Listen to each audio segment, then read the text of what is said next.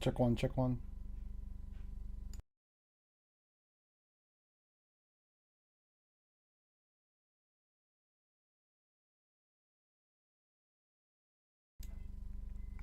Check two, check two.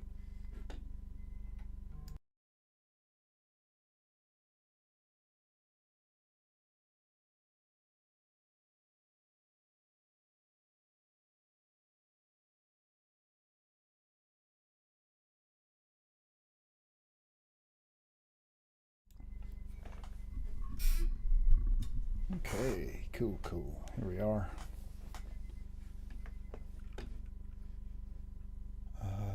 Just change that to live chat.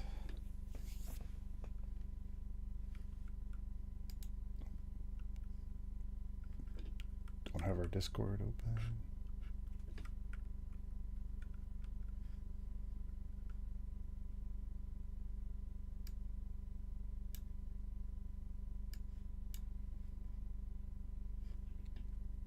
Hello, where'd you go, Discord? There we are. Yoink. You're supposed to stay on this desktop.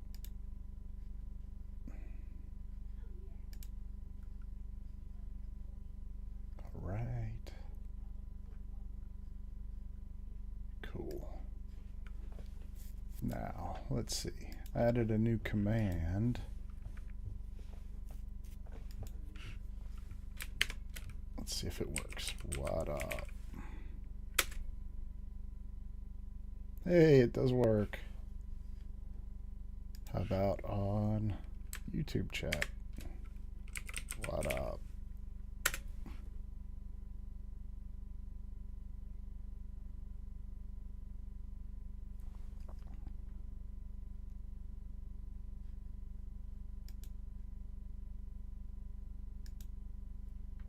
Okay, does not look like it worked on YouTube chat, or maybe it just doesn't work for me. Oh, the bot had not arrived in YouTube chat yet. Let's see, can I delete the previous one? Doesn't look like I need to delete it. Let's try it again. What up?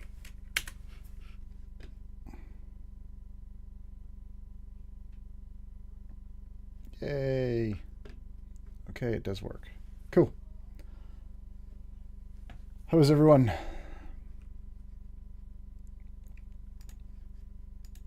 Let's see. So, small screen. There we go.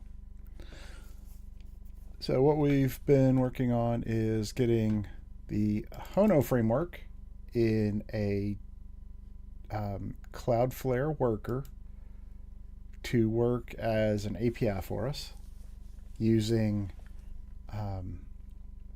D1, which is the Cloudflare SQL database backend.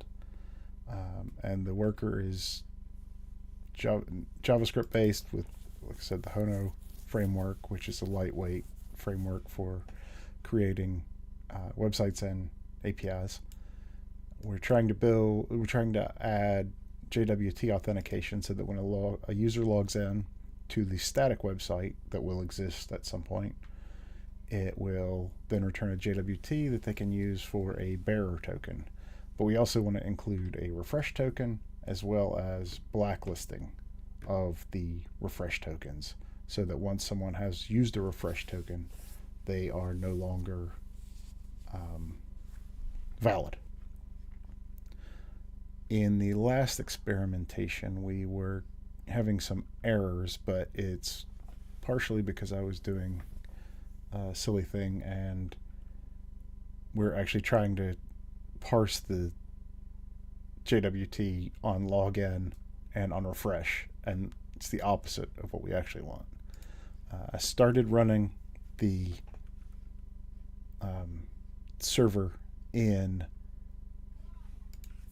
a different window instead of in VS Code because it was acting strangely for the rendering on screen, and it made it hard to find the actual error. So that's the command is npx wrangler. So wrangler is the tool for interacting. We want to run the development server on the IP of 0000 because this is running within a Vagrant virtual box, and I need it to be exported to my host environment, and that's the port, although it does automatically change to 8977 for some reason. I'm not sure what's happening there. And then remote means that it's accessing the remote database as opposed to the local database. So that's the D1 remotely in the Cloudflare environment as opposed to within my local environment, which I'm not sure how it does that. I don't know if it does an in-memory database or SQLite or something like that. So let's go and figure out how we can make our login work. So I think we actually want to do separately if it's login. No. So if it's not login and not refresh, then we want to do that.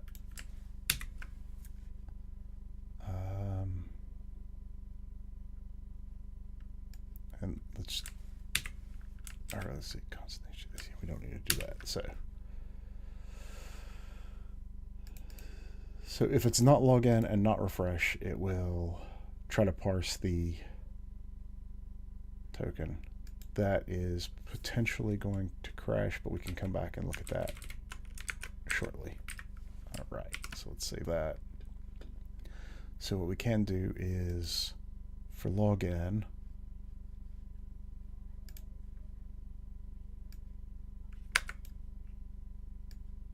let's create a new folder, users, new file, users / index.javascript. And just for reference, because we actually created a roots. Yeah, let's do that.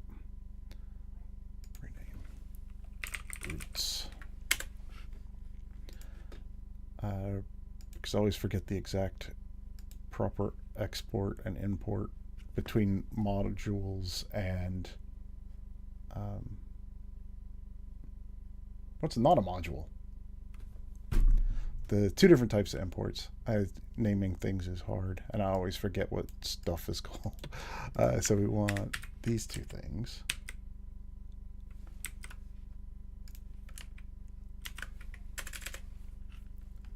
And then just the last thing is a route get. Yeah, so we want to route post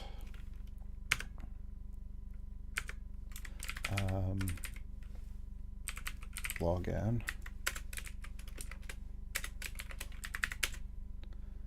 So what we want to do here is, first thing we need to do is try to process the post, or would we use a post body or JSON? Let's just use JSON for now. Actually, let's do a quick bit of research there on API login JSON versus form.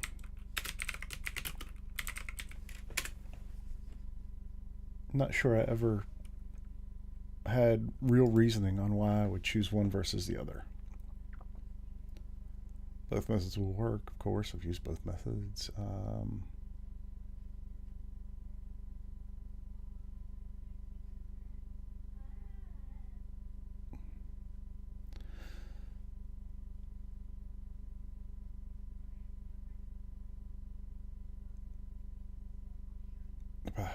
But rather, okay.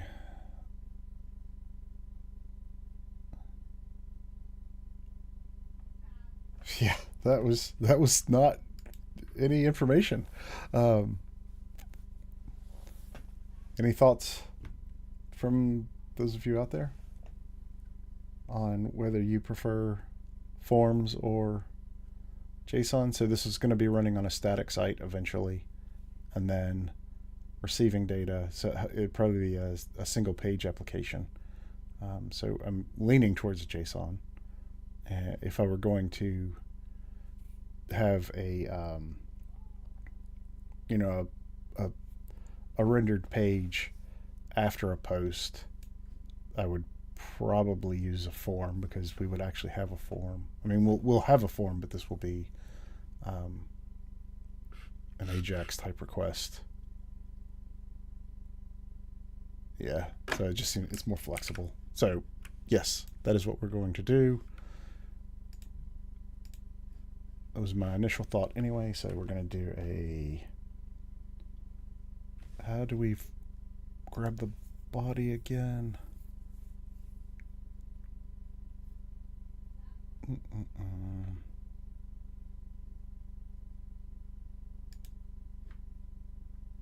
All right, that was for the, okay, so I think it was const body.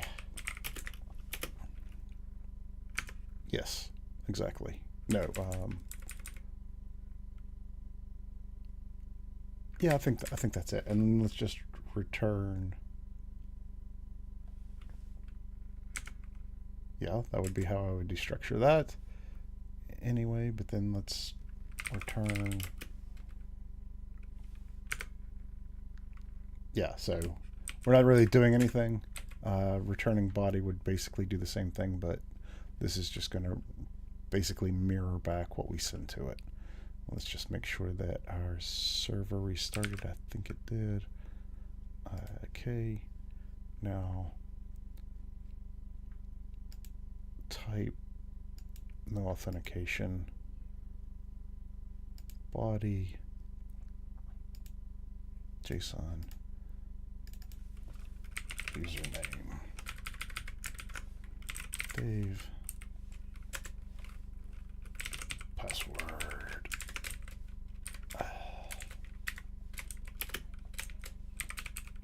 Barbaz. Okay, so if we send this, it's not going to do anything because we haven't started to use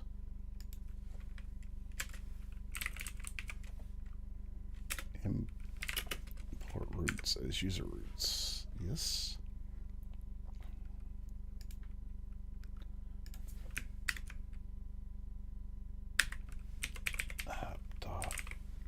Router users user roots. Okay, so we've got that, and now let's do users customers. I still don't like the plural versus singular, but yeah, let's just do user and change that to customer.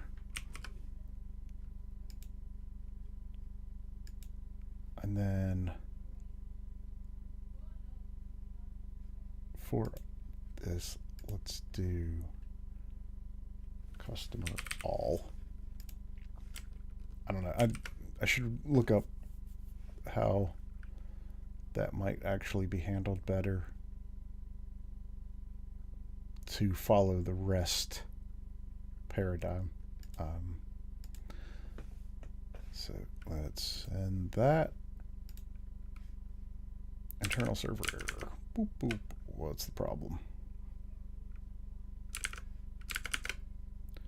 User login /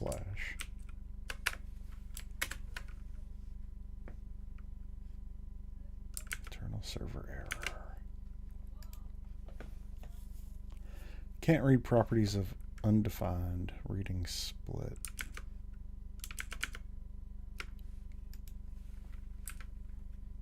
So let's start with console log body.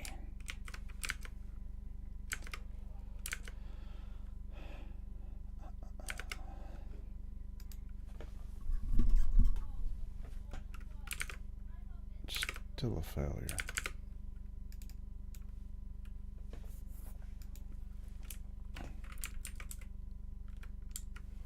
let's just return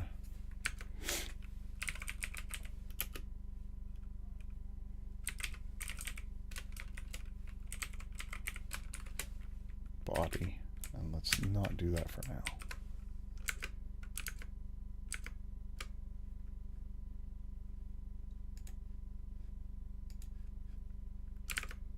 What?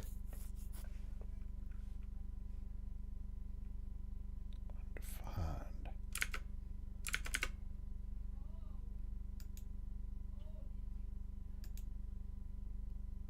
C.request.json.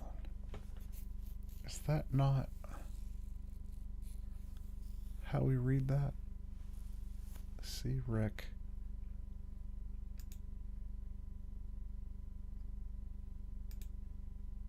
crec JSON. I'm pretty sure that's exactly what we did in the past. Let's just go look at the Hono documentation again.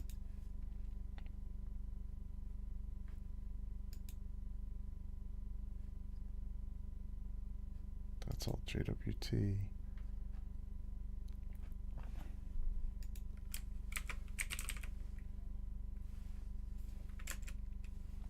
So that's getting started. Cloudflare workers.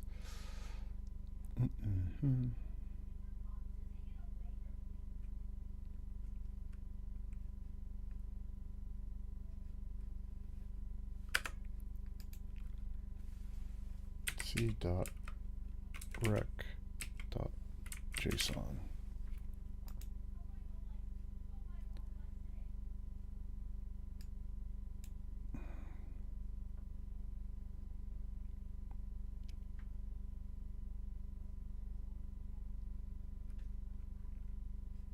It's an RPC client.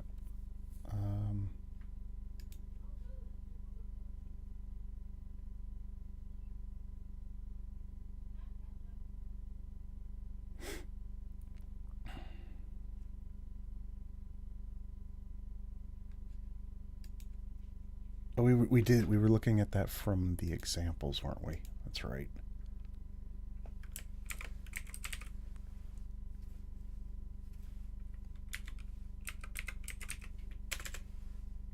Okay, so it's not the basic one. Was it in the blog?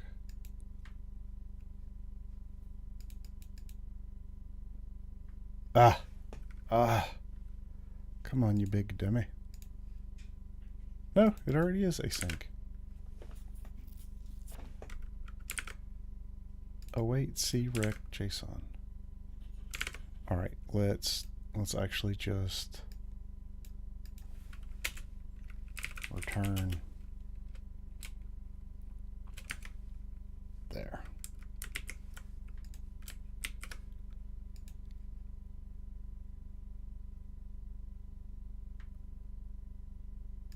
Yes, that is because this needs to be users login.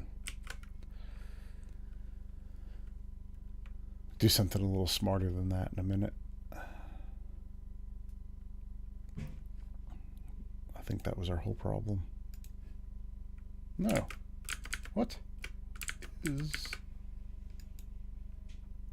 reading split?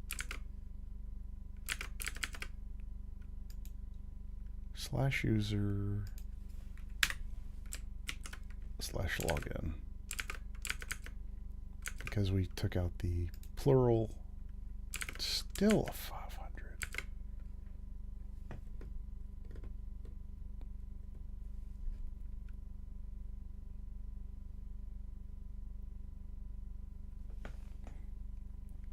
Not seeing why you are failing here.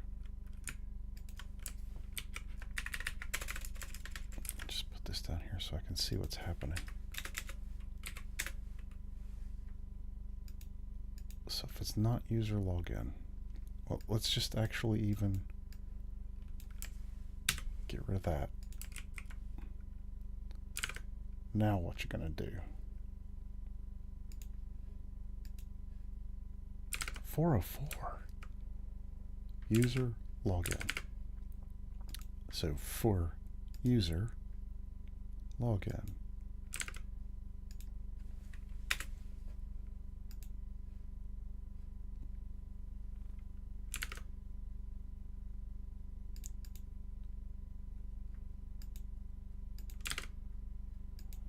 Jesus. I'm terrible. Terrible. Terrible. Terrible. Okay. All right, now let's try this with returning the body.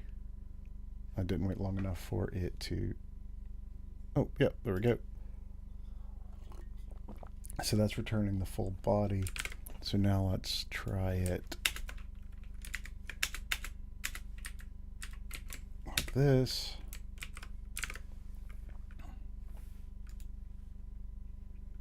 Okay. Now let's do a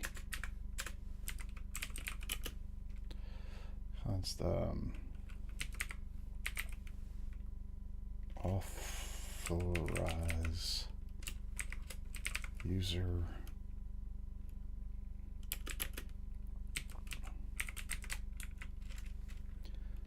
we don't need that. We just need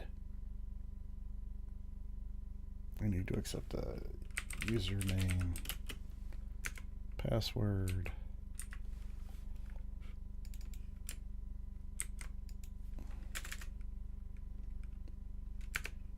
Yep, and then exactly. That's exactly what I was looking for. Love when Copilot knows what I want and it can read my mind. Anybody else use Copilot or ChatGPT a lot? I'm really just starting to get used to remembering to think about it. Okay. So now let's return false.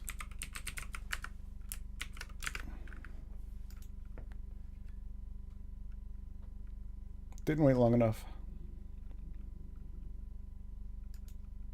Okay, invalid. Cool, cool. That's what I'm looking for. All right, so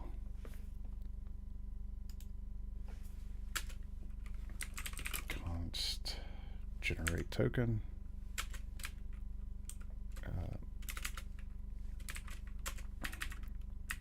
We don't want to return true. We want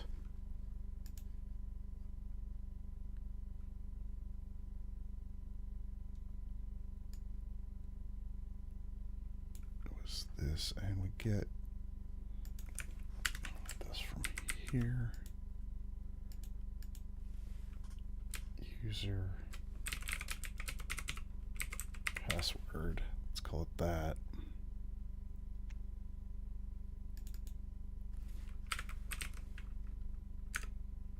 Okay.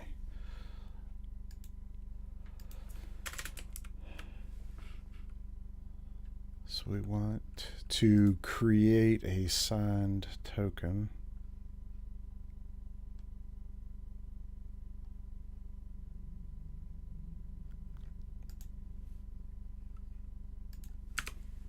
So we have I just call it payload.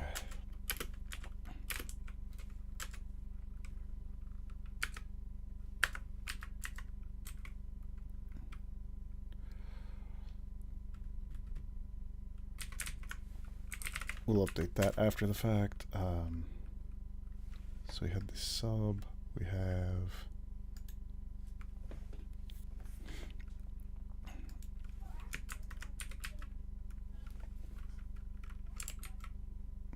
type access.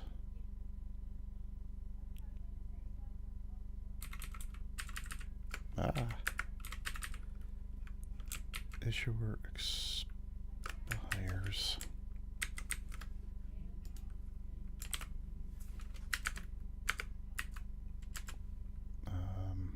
Type is access. We don't want that yet. Is it IAT?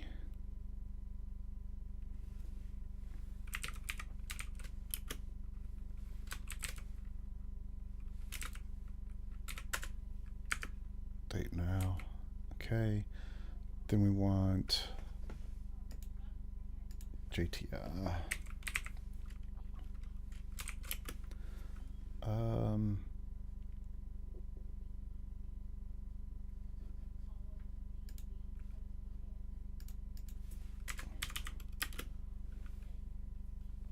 Generate UUID.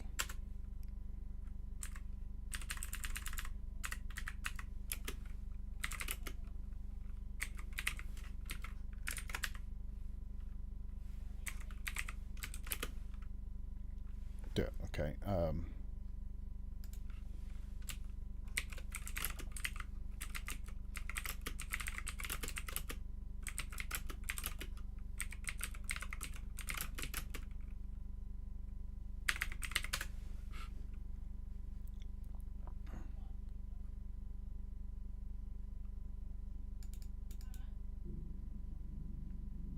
Yeah, that's what I was. I couldn't remember the name of the library.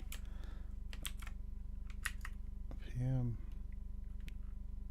Still UUID.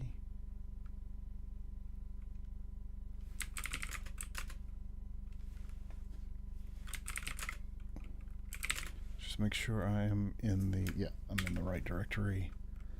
And then let's just double check that we updated the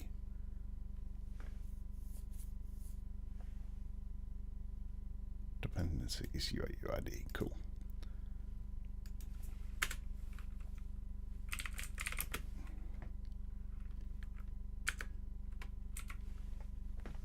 Excellent. And then v4 as UUID. v4.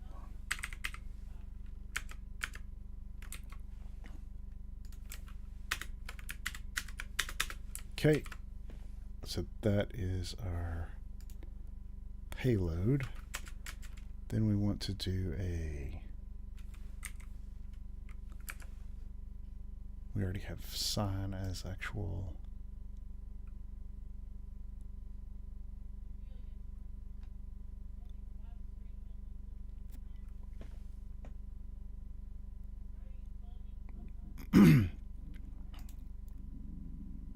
Return. Yeah, just need to look at the reference again for how we.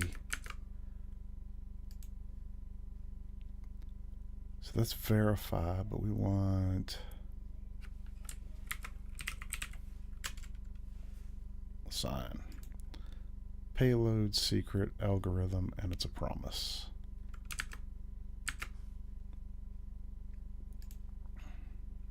So return, well, actually we want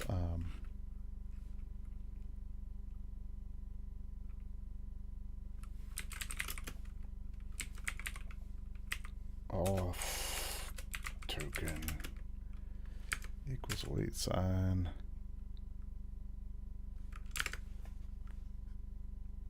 It's not an object, it is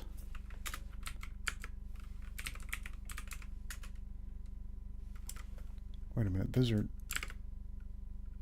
that's TypeScript, right? That's why. So it's just payload secret. Secret. Oh. So I think we want expires in 2 hours. And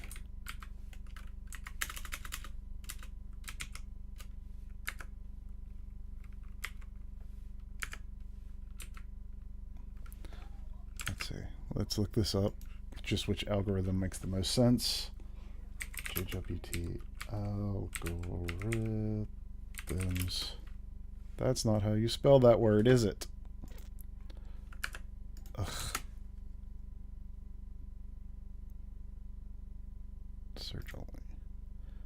No, that's not what I meant. I wanted the other one. There we go. Algorithm. Alright, yep. I still won't be able to. Different algorithms. Let's see. Algorithm overview.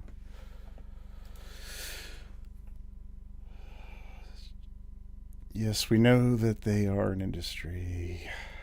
Are used in the industry.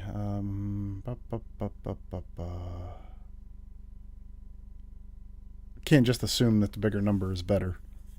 I've seen in the past where there were, not necessarily with JWTs, but with other types of encryption and hashing, more collisions and other issues.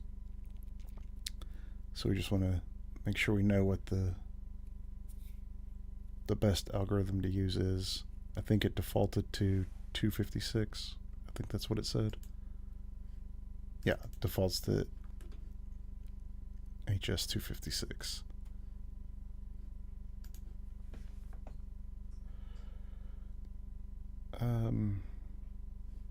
Actually, let's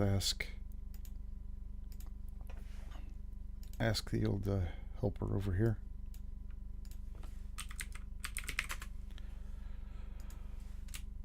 Which is the best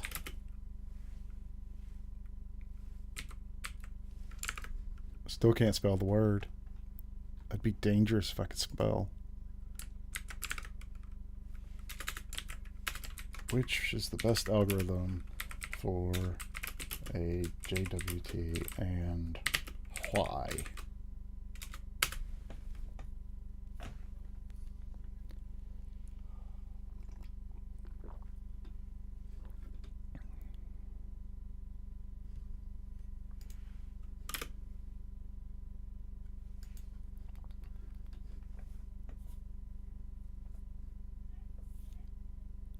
Okay.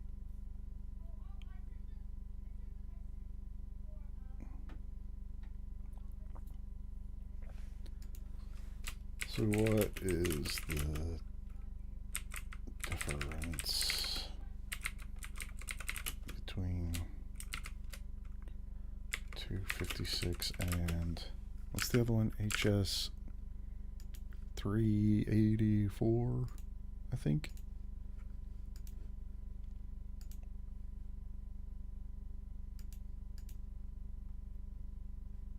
Algorithm types and 512. 512. I mean, obviously they're larger size keys. The larger the hash, the more secure. However, large hashes require more computational resources, and the tokens are larger. Yeah, let's go with 384. We might have an issue because we're at the edge here, and our computation time is 10 milliseconds.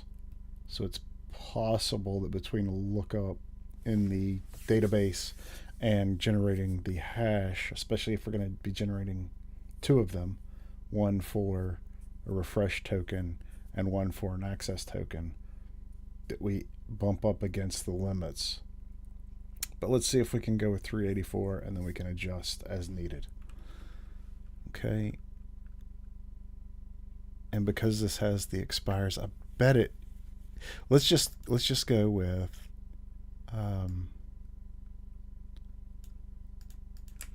let's take that out and that out and that out just for now to see what it generates on its own.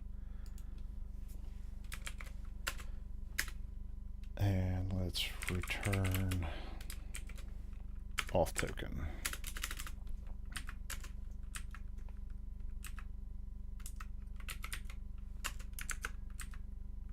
Okay.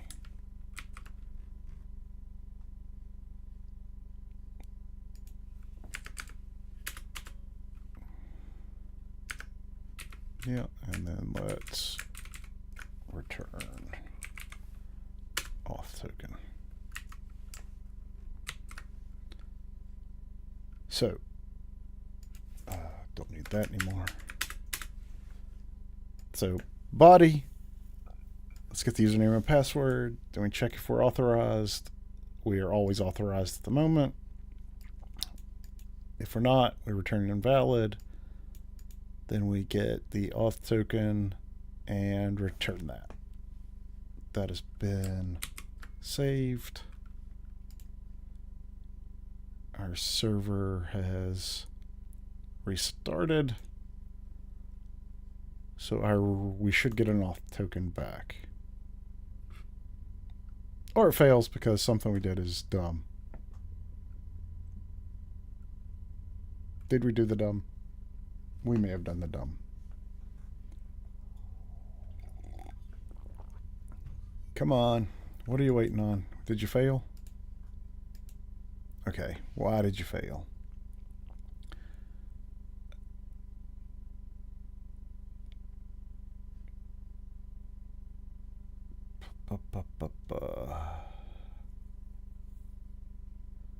Location undefined. Local.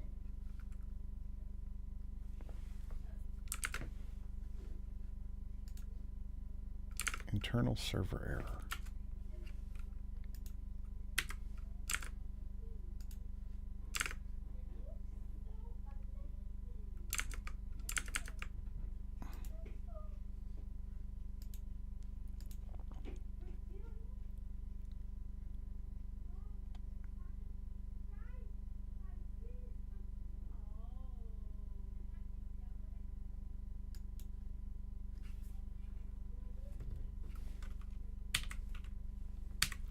Do a test to see. Ugh, don't need to do that. Let's see. Let's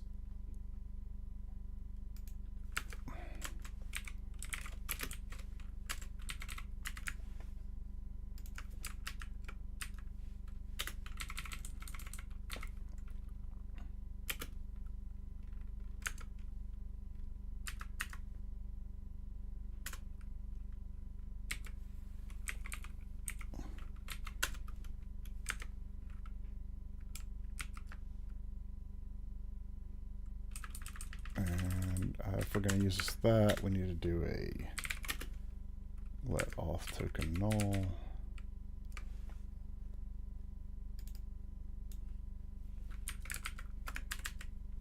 And then if we've already made it null, we don't need to do that again. All right, so what do we have? So it's null. So we did have an error. Secret is not defined. Good job. Good job. Secret equals. This is a super secure secret. Don't tell anyone what it is. Please. Okay. So now if we have an actual secret this time,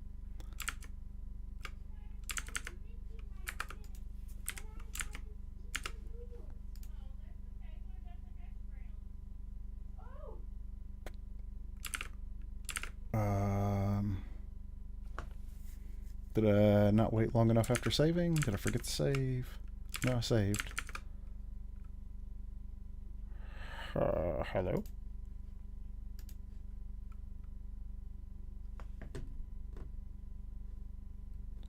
Huh?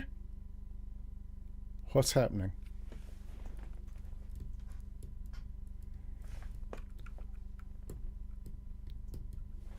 Okay. This is weird. Any ideas? Why are you failing? Like, it made sense that I didn't have the secret created before, did I? Oh. Const. Whoop. How about const? Okay.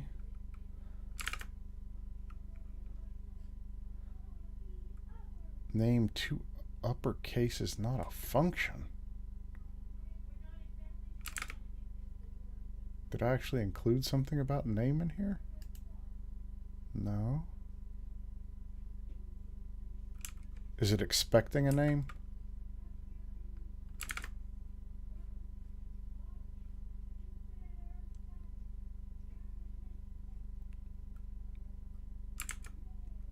Just double check the... that is not...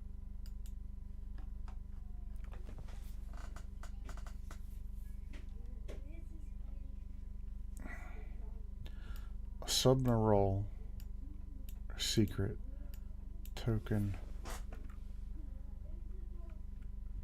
Secret is a string that's required. The secret key, algorithms.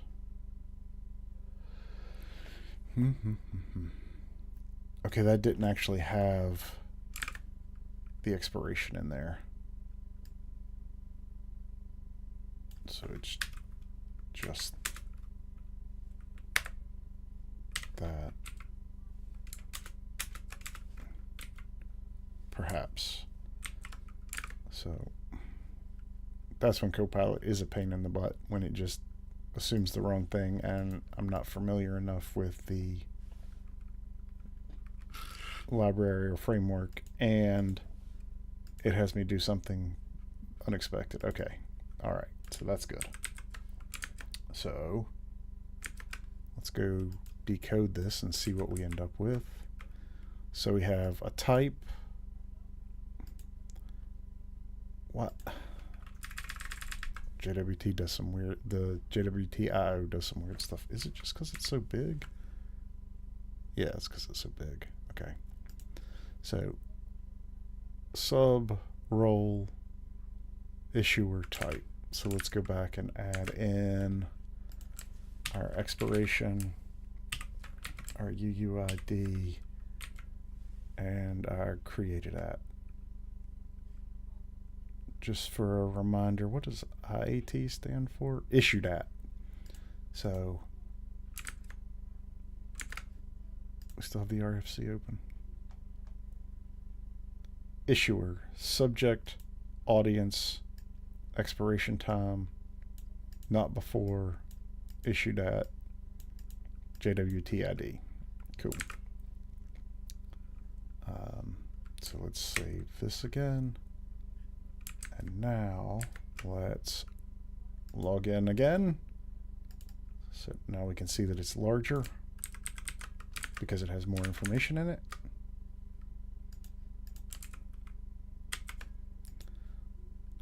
And it expires. Can anybody see that?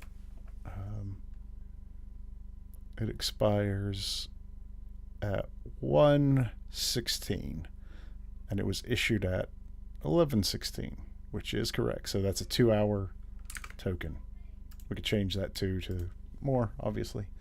So then let's take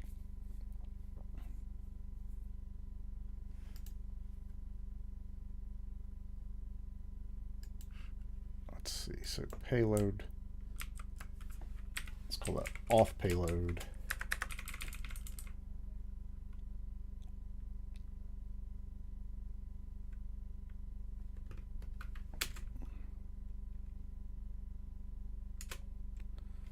Const refresh payload equals off payload. So, and then type refresh. So we are using the spread operator to make refresh basically a copy of auth, but we're going to change the type to refresh as opposed to access. Actually, a refresh token should have less information in it, so we might not actually even want it. We could be more explicit. I think that's probably what we'll do. So it's a refresh type.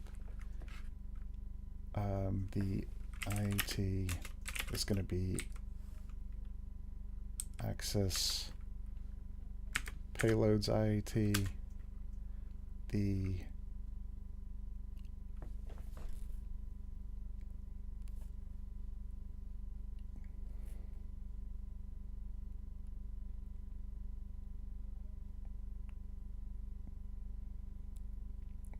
we don't want it to be the same as the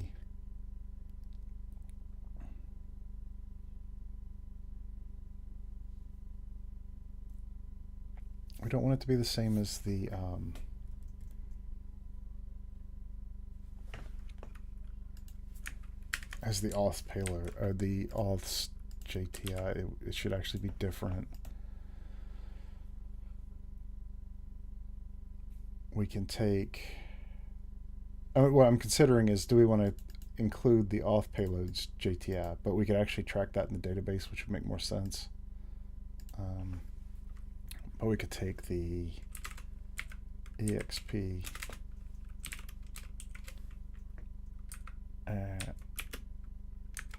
yeah, and so that would make it 7 days. So this one will exist for a week.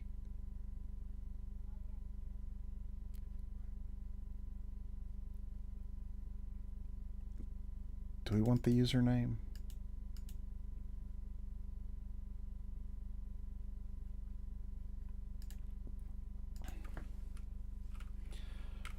For a JWT refresh token,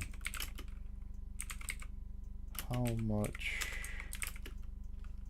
identifiable information is valuable? Identifiable user information is valuable. I don't know if it's useful to have it, or if there's a security concern about putting too much information.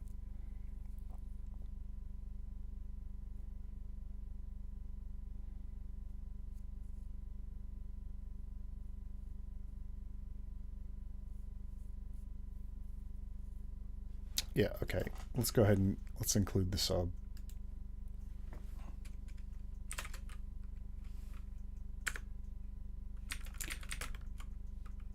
I mean, we already have the username still, so there's no reason to.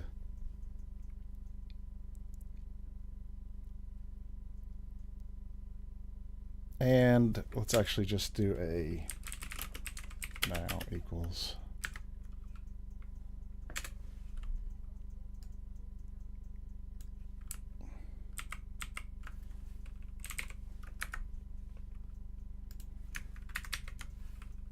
Now.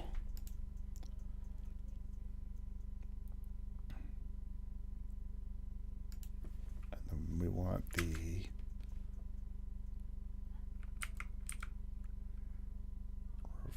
refresh token.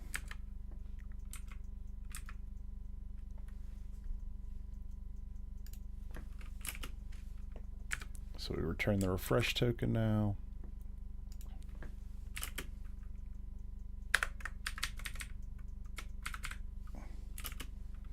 And actually, if we're just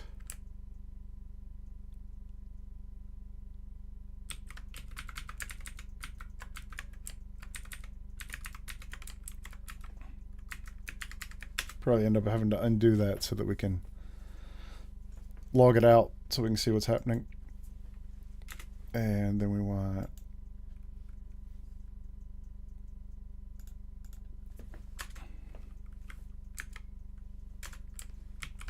okay. So now we should get an auth token and a refresh token. Take our auth token, let's decode that. It's an access. Now let's grab our refresh token. So we can see that the expiration is in 2 hours for the access token. The refresh token is valid until the 20th, which is a week away. So that worked as expected.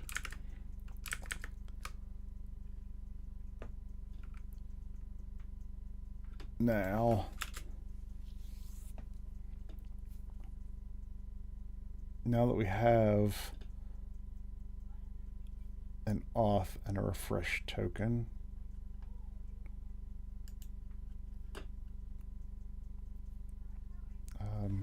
we still need to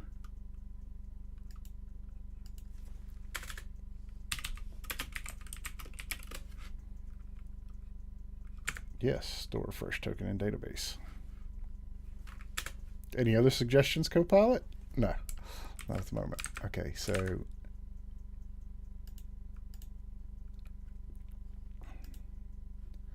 that's for login.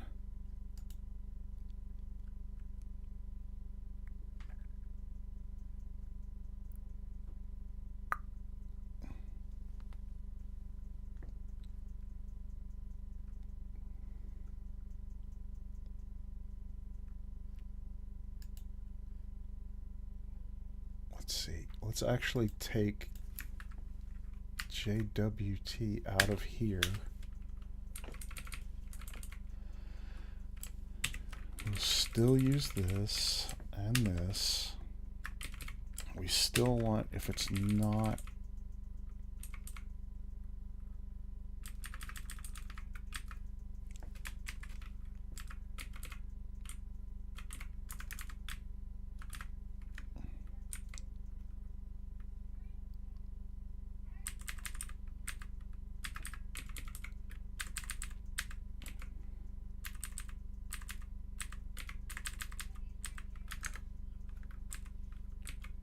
going to return next all the time.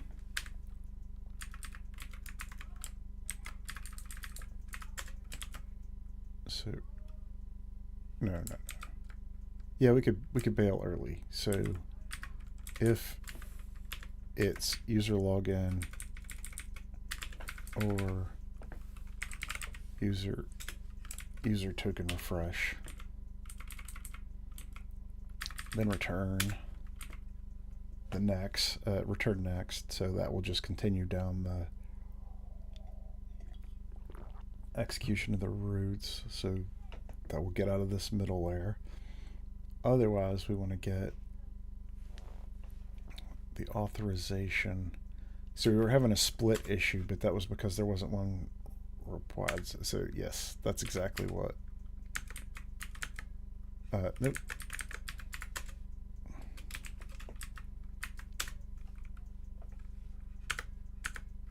Exactly. Thanks for reading my mind.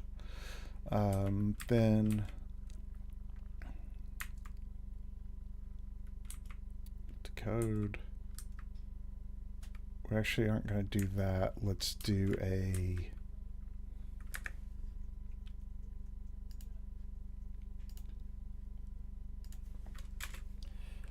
export. Oh, come on, spell. Export. Export verify token. Yes. And then yes. Let's just read it to make sure before we assume that it did what we wanted. So a constant payload, await to the verify the token. So we've passed in the token already pulled from the header.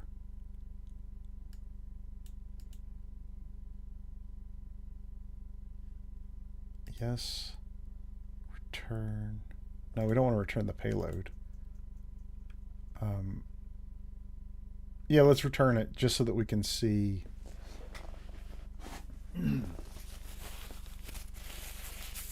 See what the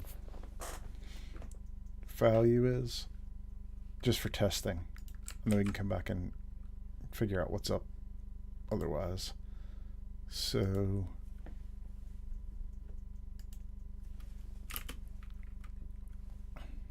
what do we call that? Verify token.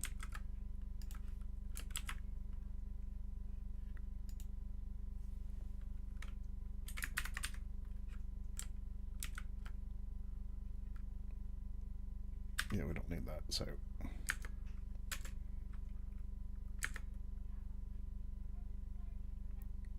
Yeah, I think so. Otherwise, let's just console log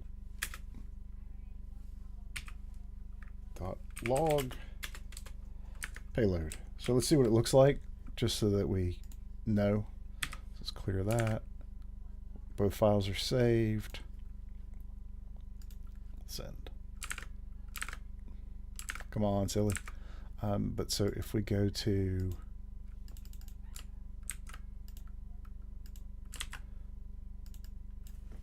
customer all, no authorization header, that's what we expect. Authorization, bearer token, no, bearer token. So that's authorization, and bearer is already included by Postman. So we want to grab this.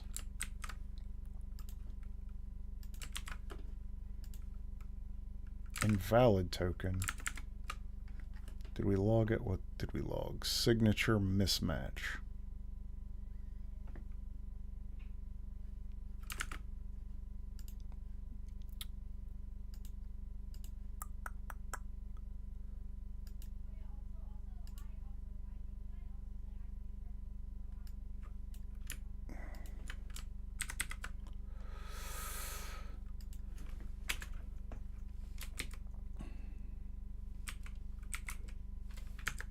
Algorithm.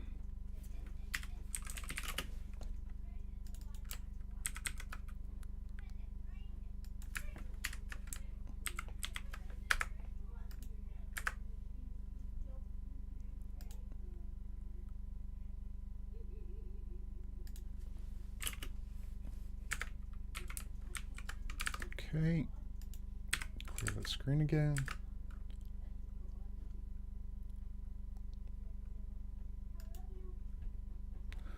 Hey, it worked. What did we display? We displayed the whole thing. Now, a problem is I'm betting if we send our refresh token, we'll still get results. Yes, because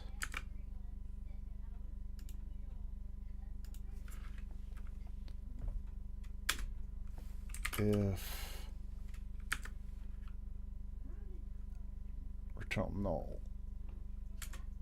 Exactly. So, and then let's do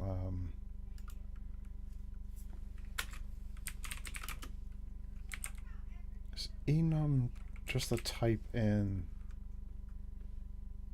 token type?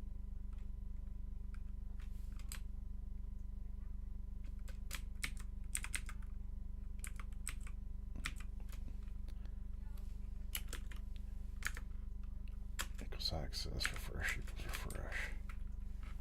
That's TypeScript, isn't it?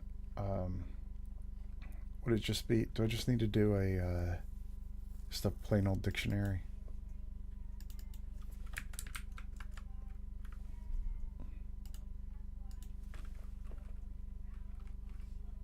Enum and plain JavaScript. Getting confused between Python and TypeScript. Did I type TypeScript? No, I typed. Yeah, so that's what I was thinking. Okay. It's just a plain old dictionary.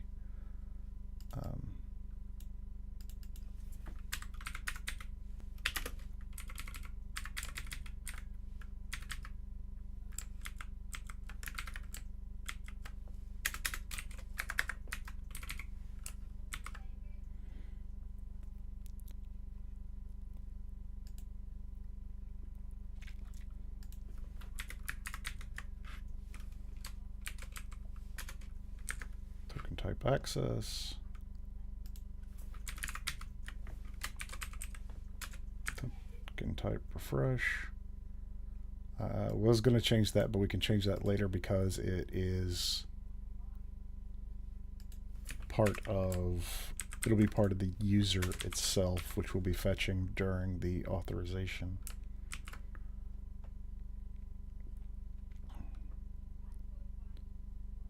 Okay, so that was that. Now let's just, if it's not,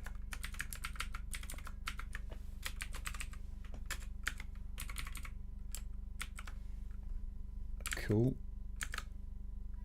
So now we should get invalid token. Awesome.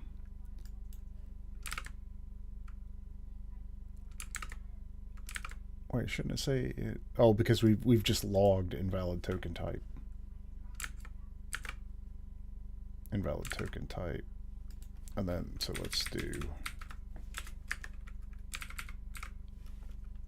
token type.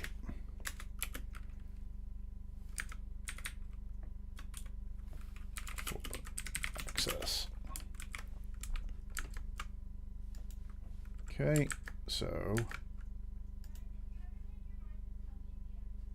we have an auth token. The refresh token didn't work.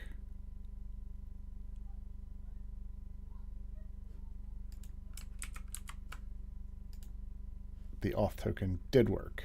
Excellent. And just check another. Yep, cool. Cool. Any questions on what we've done there so far? Should be relatively straightforward, even though there were a couple of little bumps.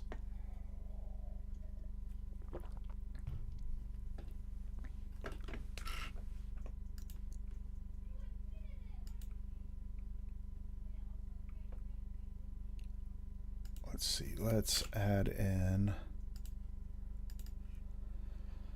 our token refresh.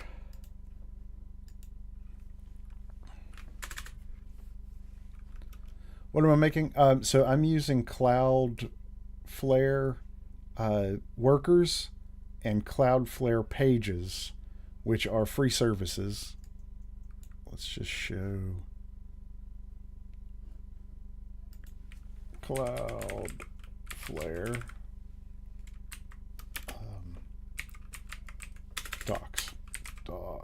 docs. So pages we use for a free hosting of static pages, which is what my website that I streamed building using Jekyll's static site analyzer. So whenever I push to GitHub, Cloudflare deploys it. That's all hosted for free. We're also using workers, which are backend services similar to Lambdas, if you're familiar with AWS, but they're at the edge. So they are faster, but also they have more limited. They're more limited. So the execution time is, I think, 10 milliseconds before it times out, and a few other things. Whereas a Lambda can run for 5 minutes. 5 minutes or 15? I think it's 5, but it might be 15. I can't remember. But yeah, we have 10 milliseconds. But also, I guess these are really more like either Lambdas at edge or cloud front functions, which are both in AWS. So I'm building an API that also uses the, where's D1? So is that inside workers? Database. D1. D12, we're not listening to rap at the moment. D1 is an SQL-like database. We also have KV, which is a key value store like Redis. So we're just testing out all the different services that Cloudflare offers that are free and building what we hope to be a mostly fully functioning API and single page application. So to see what the limitations are, what is possible. And at the moment, we're working on JWTs, which are the used for authentication. So in this case, when we do a login, it will do validation that we are who we say we are. return us an authorization token that we can then pass in for each further request as a bearer token. So if you look at what a curl statement might look like, the header includes this authorization bearer and then the token. So that we can, without having to send our username and password every single request.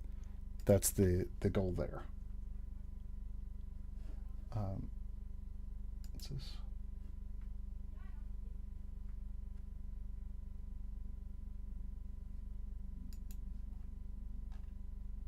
Sorry, got a Discord message. I thought it was on my Discord, but it was my son wanting to play with me. I'll do that after stream.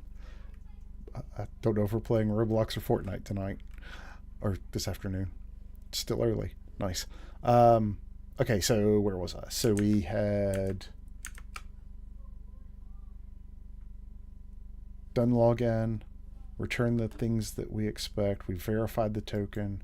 We verified that it is the right type of token. So now we want to actually exchange the refresh token. And so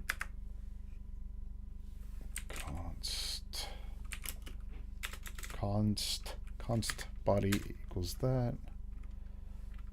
Yes, we want to get the refresh token. And then to do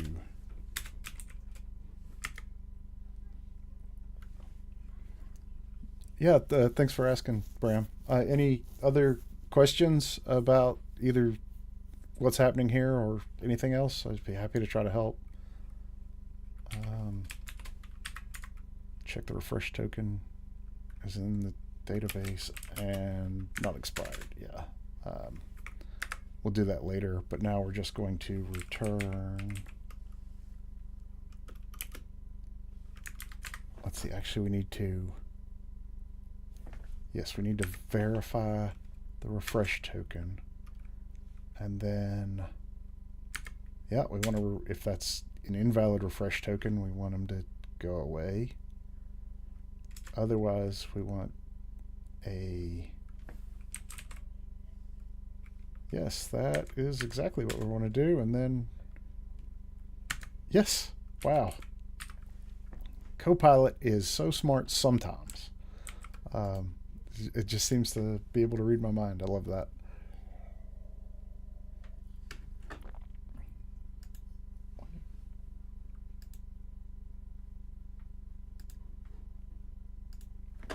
Okay, so we get the body, we get the refresh token from the body.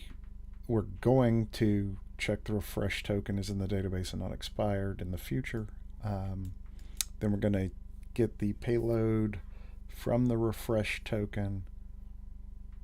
If it's not a payload, or if the type is not refresh, then we're going to say that it's an invalid refresh token. Cool. Yeah, if you have any questions at all, please feel free to ask. Also, if you're interested, I'm trying to grow a Discord server. So that's at either the thing right here or devopsdave.net/discord.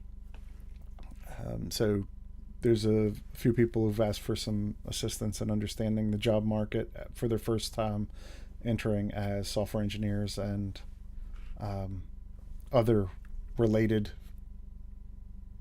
careers within that area. And, I've been doing this for a long time, so I'm always happy to try to help anyone either new or looking to make a change. Okay, so verify the token. If there is no payload or the type is not a refresh, then go away. Probably also, just to be a little more defensive in our code, or there is no type, just so that we don't have an exception thrown here. Although I'm not sure if that would happen.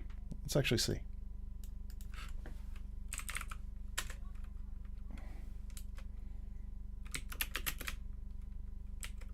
Oh, excellent. Thanks for joining, bro.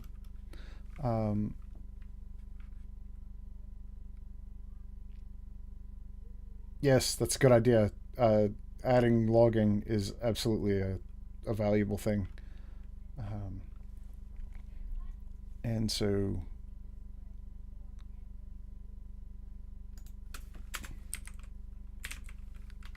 we should actually use an actual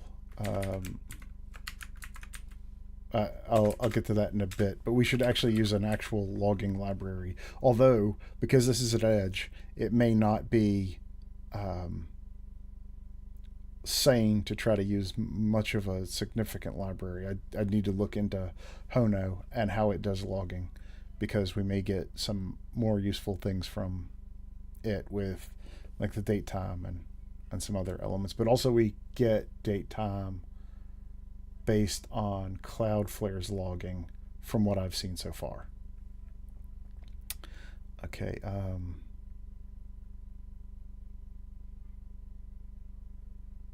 Right, so we're just testing right now that generating the new token. Oh, no. I'm sorry. I want to check, does that fail? So if we have a payload,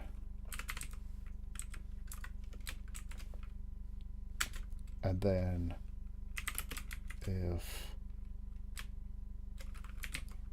payload, or actually I don't even need the if, I can just do payload dot type. Does that give us just a false? Okay, cool. Seriously, switching between Python and JavaScript is confusing sometimes. All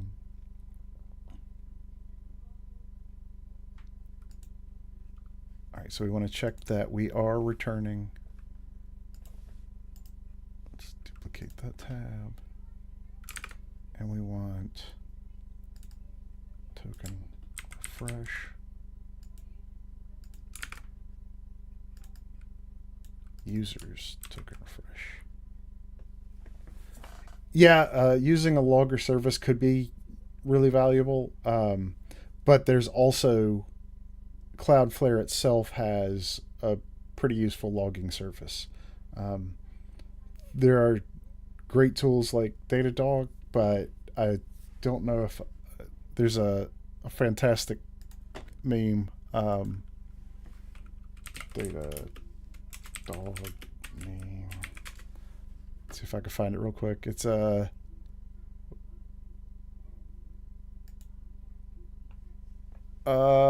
something like, I have all this money and I don't know what to do with it. Yep. I can't find it at the moment, but it was, don't know what I'm going to do with all this money. Oh, I guess we'll use Datadog. And that was the business plan for creating Datadog. It's a great service, but it's so expensive. There's a few others that I've not personally used, but they can be good. But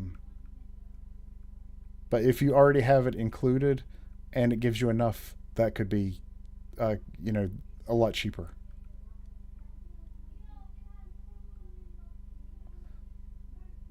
I don't mind as much switching. The issue is that the names of functions are different. Yeah, it's not so much that I mind switching between them, because I like different elements and dislike different elements of both. But the whole trying to remember the right syntax because of using two things that are slightly different, and then just having to redo stuff, it's kind of irritating sometimes. But yeah, I like parts of both of them. So what languages do you use yourself often or most, Bram?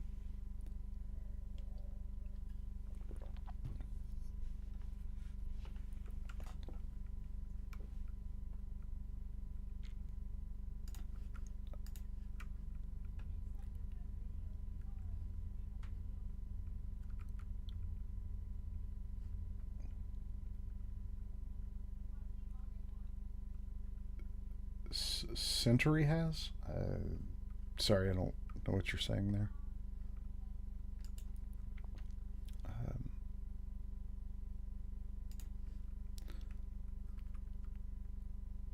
Oh, Sentry. Yeah, I use Sentry as well. It has some really good stuff. Um, I've used it for mostly errors, like potential incident errors, and it's useful. I've not used the free tier of it, so might be worth investigating. Um,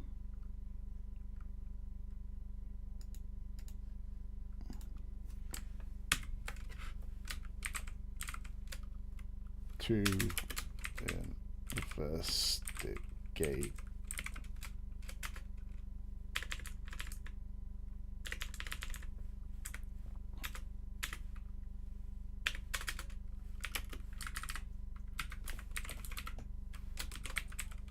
Century free tier. Halua, Roblox developer. Yes, my daughter is super interested in me becoming a Roblox developer so she can tell me what to build. She likes to toy with some of the building of games in that and Scratch, but has yet to focus on actually learning how to do the full scripting in Roblox. So maybe I can convince her to actually do that at some point. Uh, Sometimes a little bit of Python, but not as much. Yeah, sure, sure. Also, the delay is high. Oh, is it? Hmm. I'm not sure what I can do about that. Let me look into. Let's see. I think the delay on Kick is not. It's almost non-existent. Reduce delay on YouTube live stream.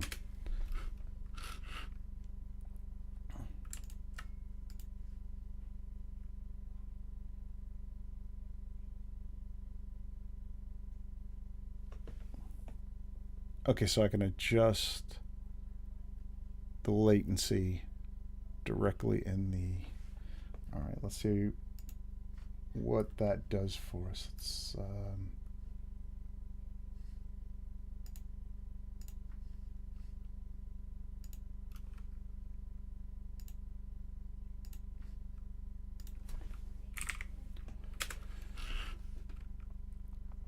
okay. Trying to.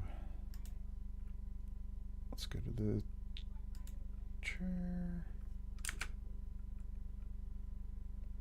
It definitely could be me. I'm pretty new to this, so I don't know all of the intricacies of making a stream work well. Let's see, is it under? It's not there.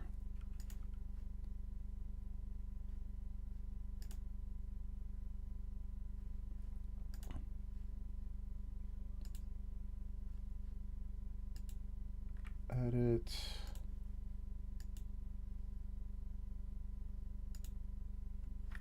Okay, there is the stream. Stream latency is at normal latency. All right. Doesn't look like I can change that during the stream. I may look to try changing that up and do some more research for the next one. So thanks for letting me know. I appreciate that. Let's go back to trying to refresh our token. So we have, let's first try to refresh our access token. Sorry, I hope it gets better. Authorization, bearer. So this should fail because this is an access token. Invalid refresh token. Excellent. Let's grab this one. Oop. And this should return with a new access and a new refresh token. No, because why?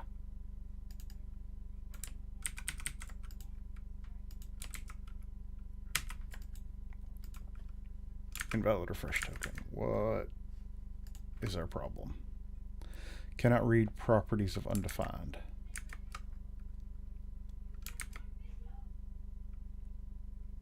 Because it's not an actual, we're not sending it as the bearer token. It would be part of the body. And this is going to be refresh token.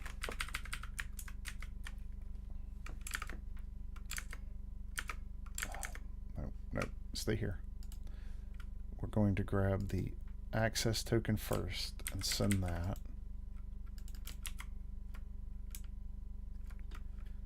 But let's just make sure that we're reading it from, nope, that's the wrong one.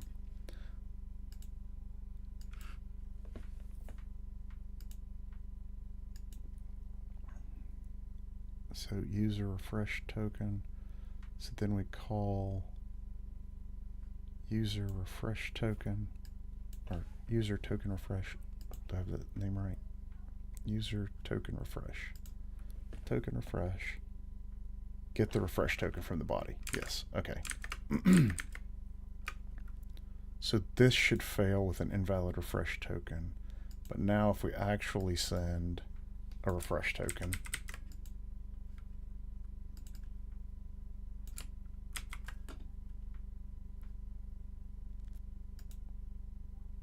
still invalid. Invalid token for access refresh. Okay, let's log it so we can see what's happening.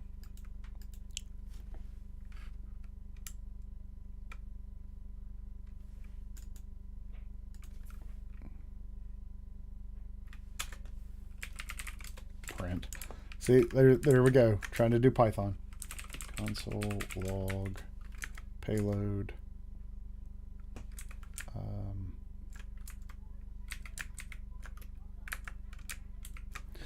What did I put in the JWTs? So when I generate them, I've currently got the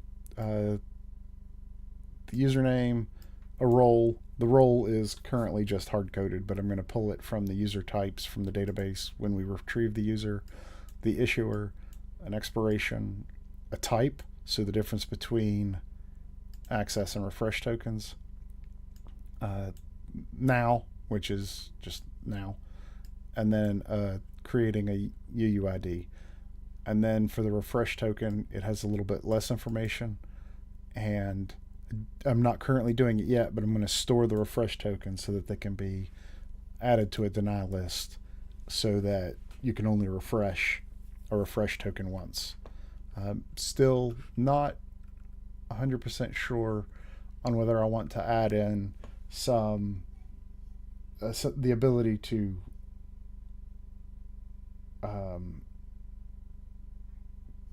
I probably will have a deny list for the access tokens, but I don't know if blacklisting or refresh token should deny the access tokens.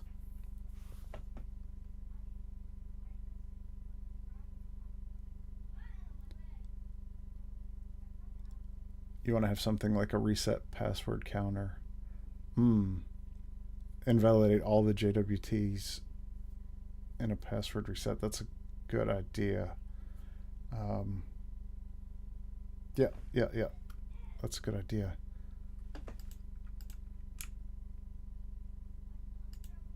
Let's see. Come on.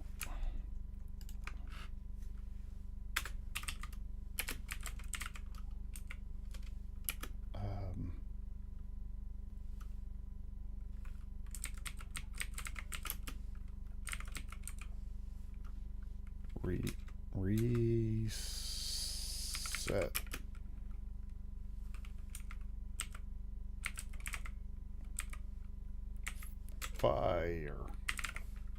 Cool. Thanks for the suggestion. So that if a user resets their password, that all the tokens have been invalidated. Good idea.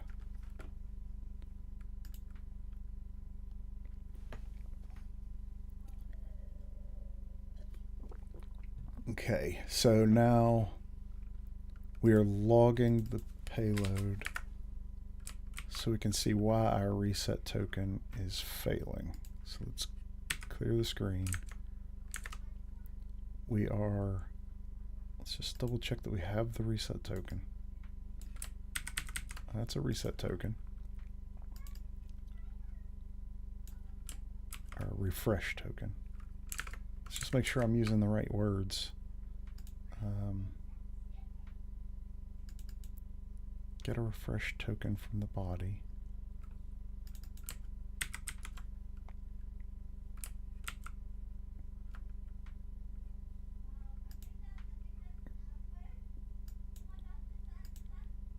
Oh, wait, because my verify token is actually verifying the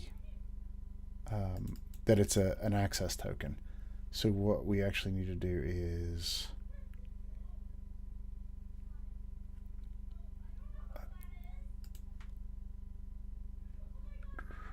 we just want to verify down here. We don't need to verify token. Let's not do it in the route. Let's do something like so verify access token, and then verify the refresh token.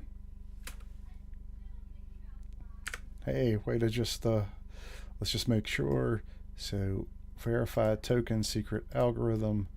Verify token is a refresh type. Invalid for refresh, return. Okay, good stuff. So then let's come back down here, and this one should be verify refresh token. So let's just wait 1 second. Oh, verify token is no longer valid. Of course. Verify access token.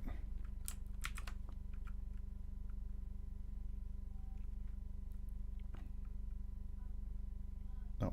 And headers is being... I lost the word. Deprecated. It's header in Hono now. Or actually, I'm not sure if that's just Hono or if it's in the API version or if it's part of a request.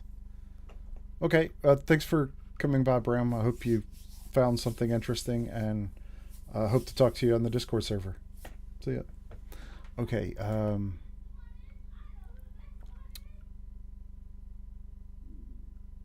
so we had, where was I? We created the verify access, verify refresh. Verify refresh is now being used here. We want to make sure that our, there it is, that our login still works properly.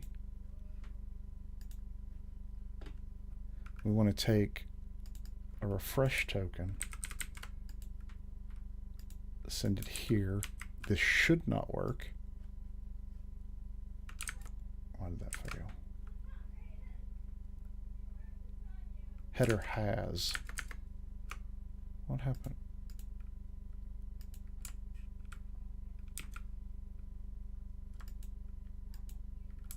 Oh, header operates differently than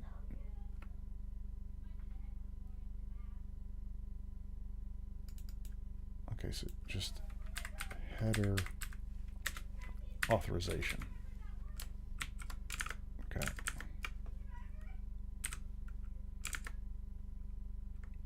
So let's, again, this should fail, but it should fail with an verify token is not defined. Okay. We renamed it. verify the access token. Wait a second for it to rebuild. Okay, invalid token because it is a refresh token, and this is an access token. So if we send the access token now, we should get our customers, which those customers are just a part of the tutorial on Hono. So now if we send an access token, this should fail because it should say not a refresh token or something like that. But now if we come back here and grab the refresh token,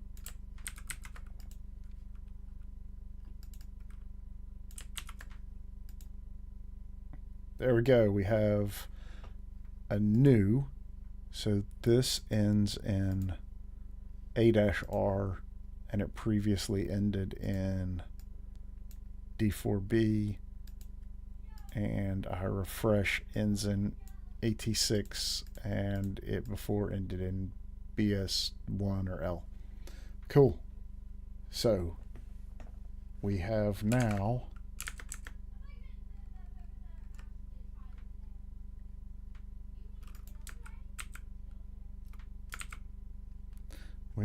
set, we have the ability to refresh a token and create a token. We are not currently tracking if a token has been expired, nor are we, what is our other to do in here? We're thinking about creating a user's password reset identifier. We need to store the refresh token in the database. Verify access token and verify refresh token are both working. We could augment our logging. But right now, let's see. What would make the most sense? I'm going to need some more coffee in just a moment, though. Let's see.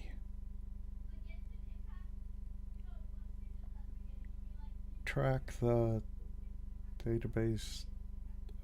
Actually track users. I think something that is probably going to be extremely interesting is how is bcrypt still the best option? Current best option for password hashing. Is it still bcrypt? And well, we can ask again. So is it still bcrypt? Yes, bcrypt is still widely recommended. Okay. Even more secure.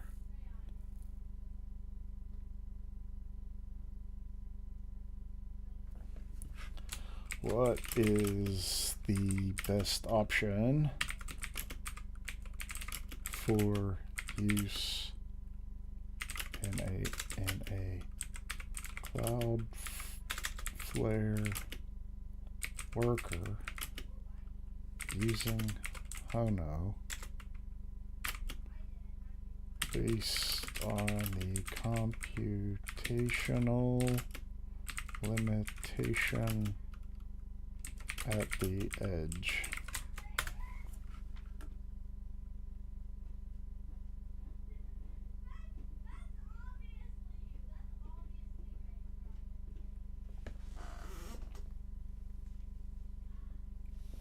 You can use web crypto, which is available in the workers runtime. Sweet. But that's just the SHA.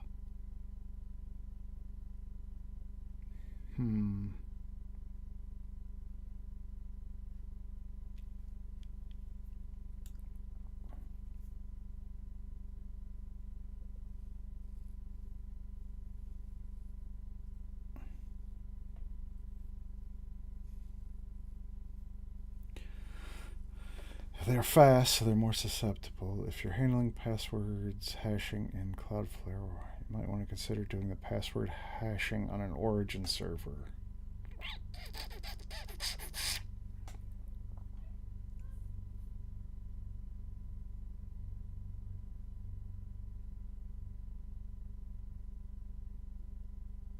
Interesting. How might we go about that?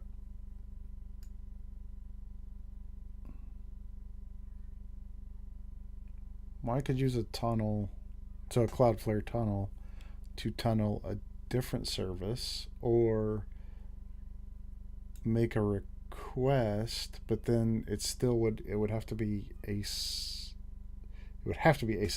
But how would you store that password asynchronously?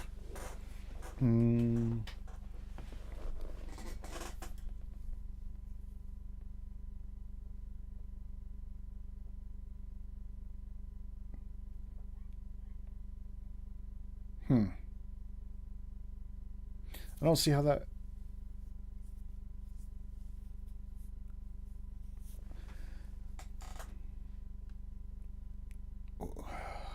I mean, it would be absolutely the worst idea to roll our own. It might be fun, though. I would never recommend doing it for a production server, though. So we could try it just to see what happens.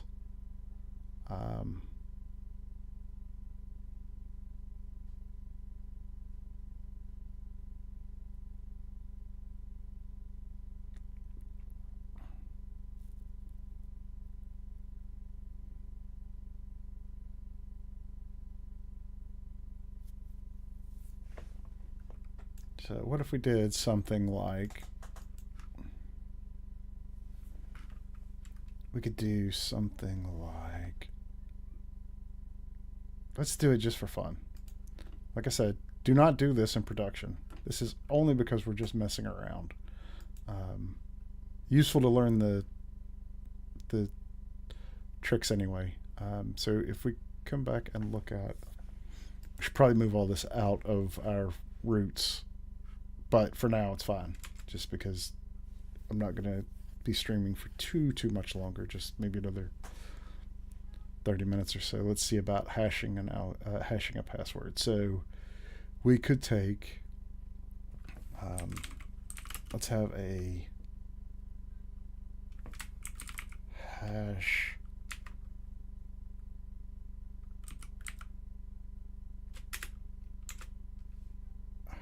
how did that, was that a, yeah, hash algorithm.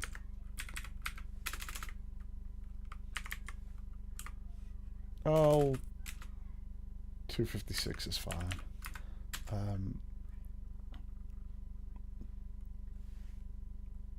Hash encoding hex, that's fine too.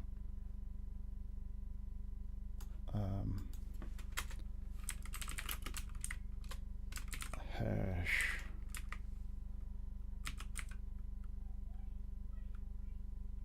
server secret equals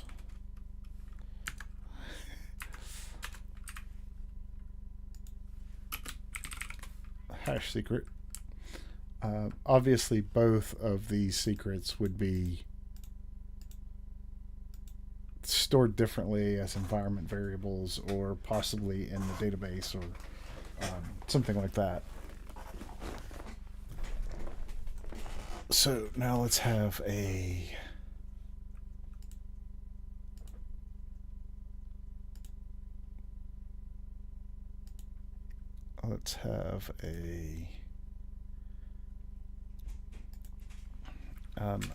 const rounds.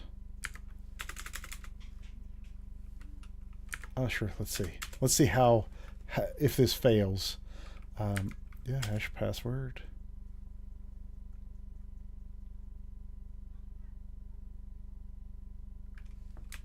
Nice thing. So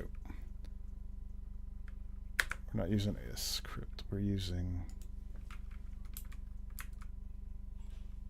text encoder. What is text encoder? So that's to encode the password,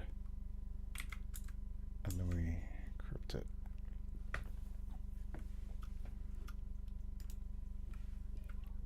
Let's see, so salt equals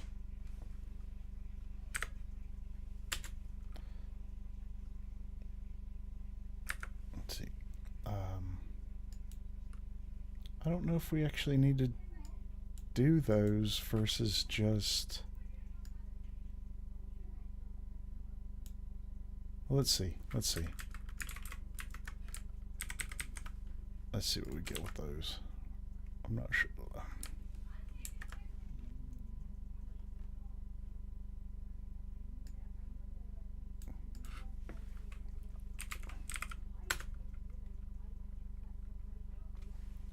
And I think it's just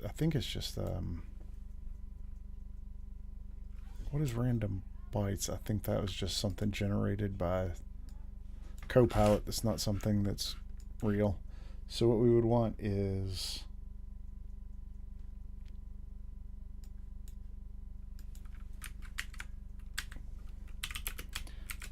generate a salt from math.random of 32 bytes.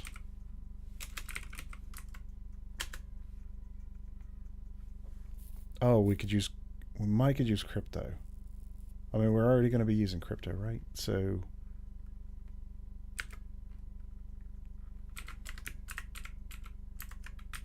let's just see what that gives us.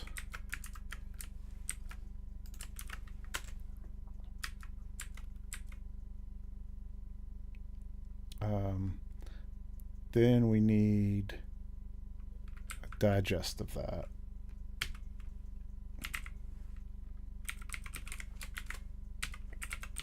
Hex.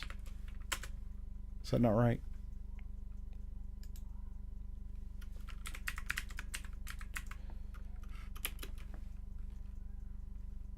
Using a hex. Using hex encoding.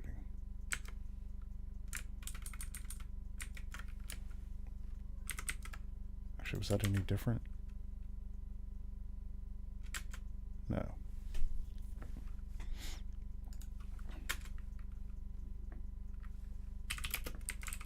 Convert to hex.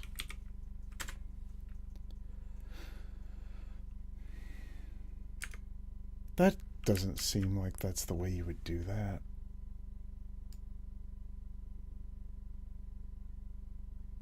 Crypto. Subtle. Let's see.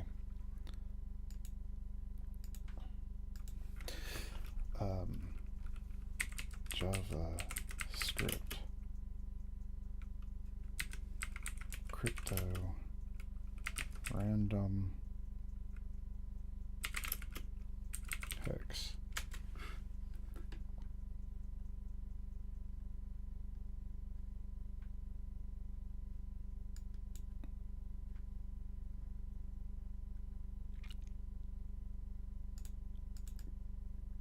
Get random values.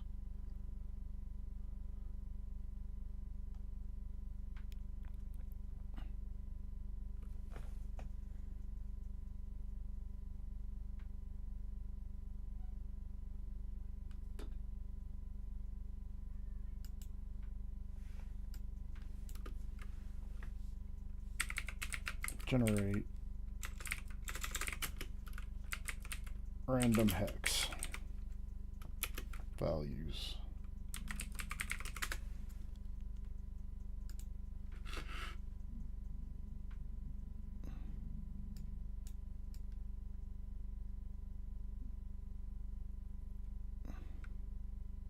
To string 16. To string 16. A number to string 16. What's that do?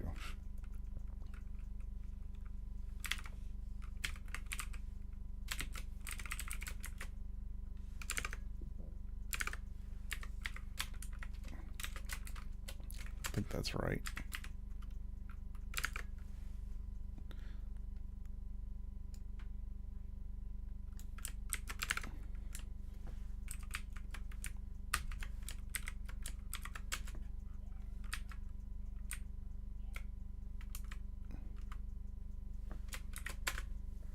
Yeah, join is not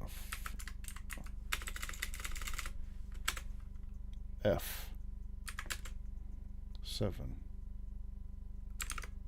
Let's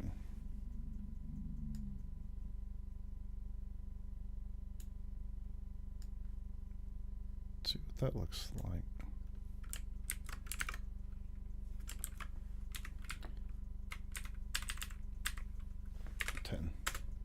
Ah, neat. That's a neat little... So it takes an array of some size, then maps through each of the values. For each value, it makes a floor of the random number to value of 16, and then to string.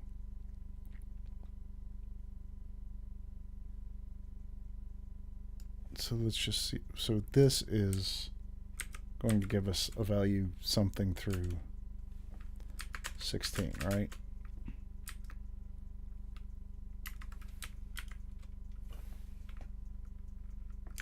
So then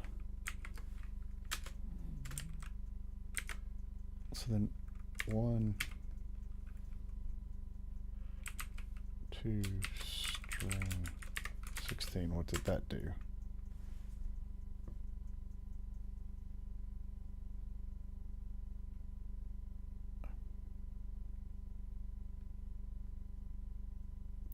So how does toString work then?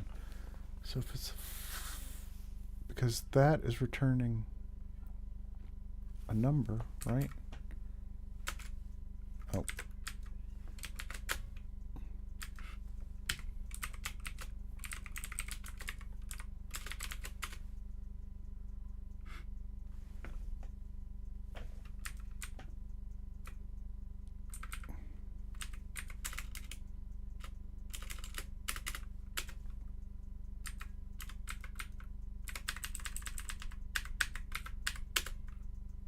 Okay, so it's because I was just trying to access it directly.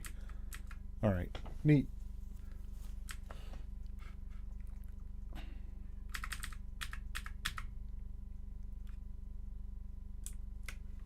And if we do 32, sure.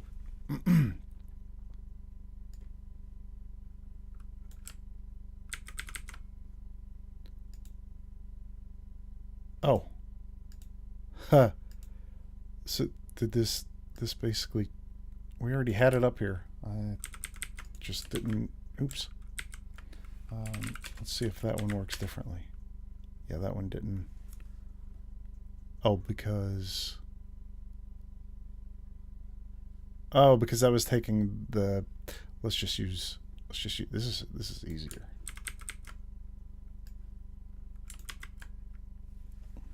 Okay. Let's just make sure that we didn't miscopy anything. Gotta stay in Node if you want to do that. Nice. So that's our salt. So then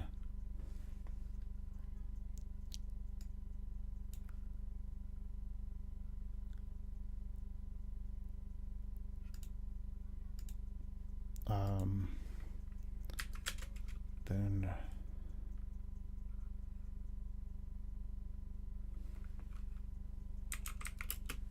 for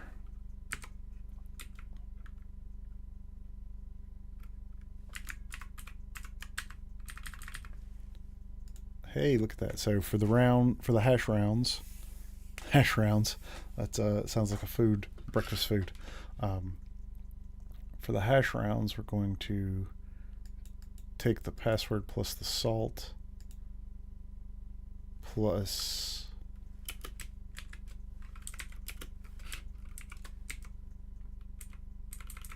our hash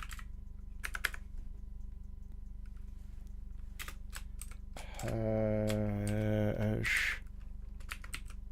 server secret plus the salt. Password equals that, and then return salt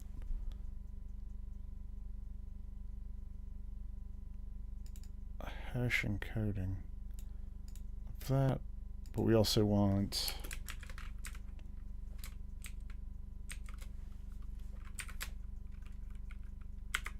$.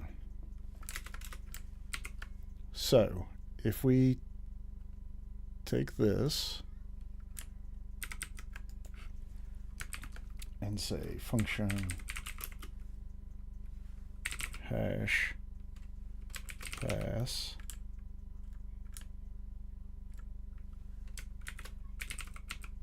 password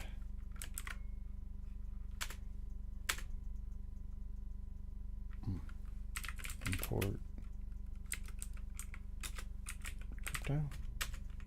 Oh, because it's why is async? Where is await? Does await actually need that?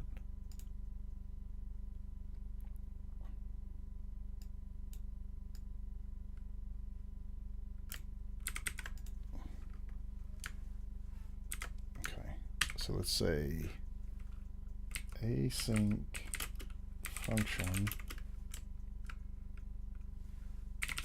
hash pass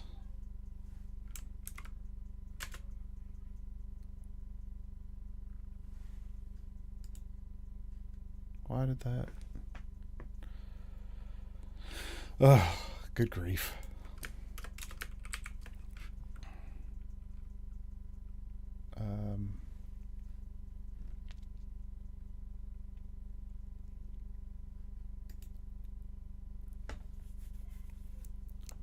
Probably just easier just to test it actually on the from the server itself. So we have a hash password that we're calling from there. Let's just create a new root.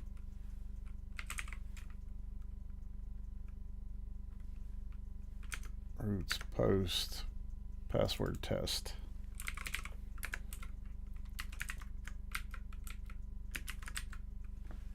Password return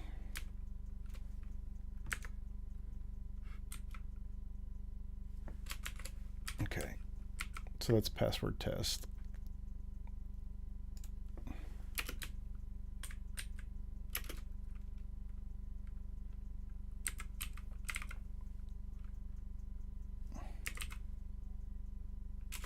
C dot rec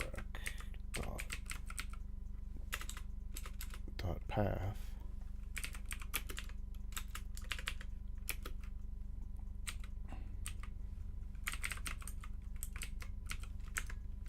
test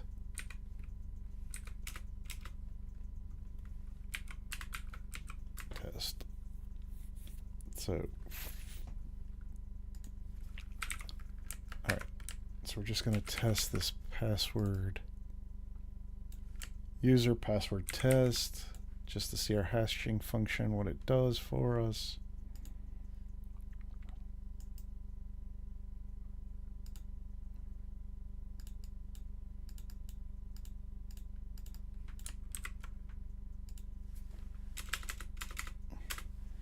Okay, password test.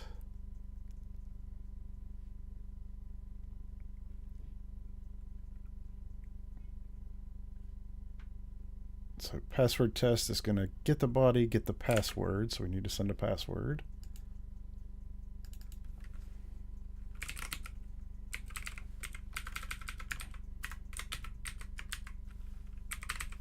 Again, anybody who didn't hear this, don't do this. This is just because we're testing something on the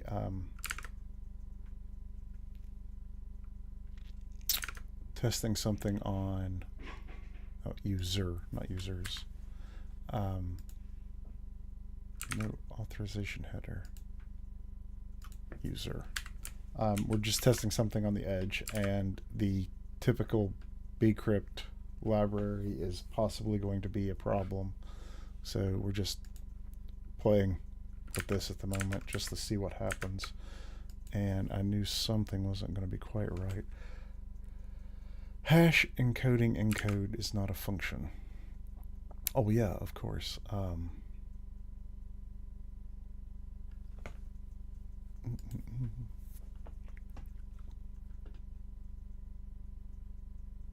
Password equals the hash.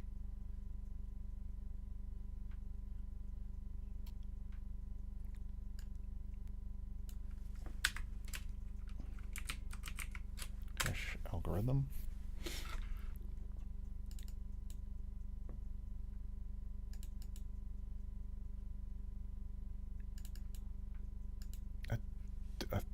I think this is just going to be password because it's already hashed. Now I don't know if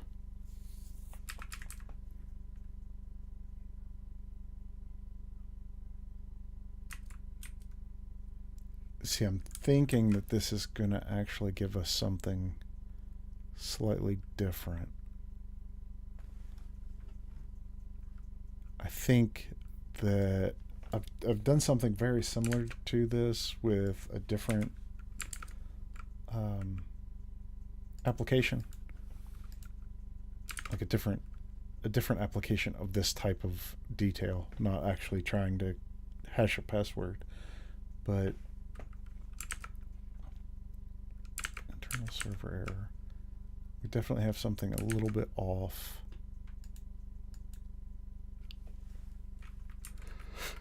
So let's just return the salt for now.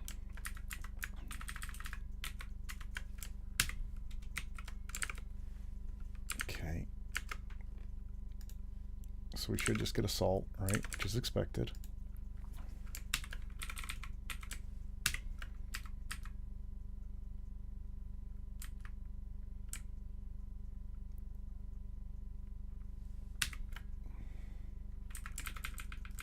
And let's just set the hash rounds to just 1 for now. And then let's just log the data.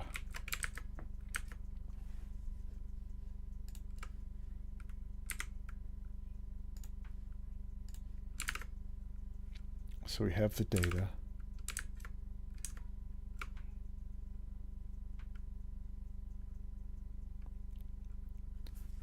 Data dot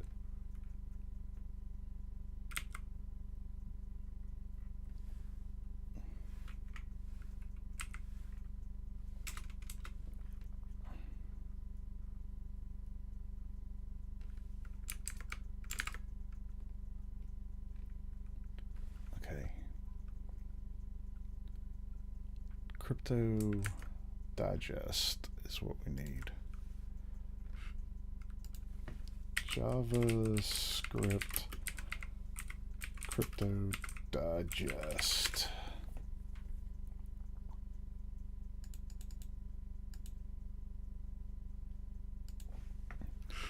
So what was that trying to, why was that awaiting? Encoder, encode the message, await subtle digest. Okay, well, there you go.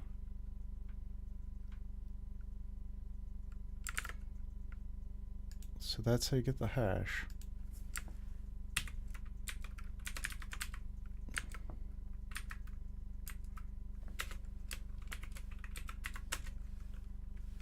Log the hash. So what are you complaining about? This is an async.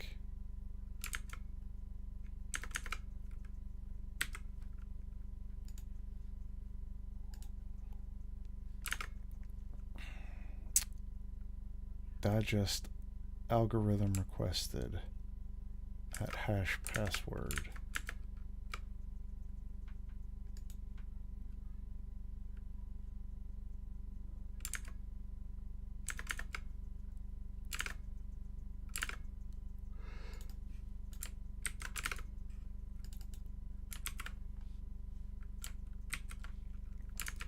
Was that it? Was that the only problem?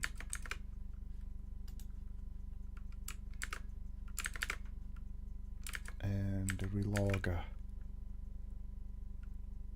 So we have the buffer.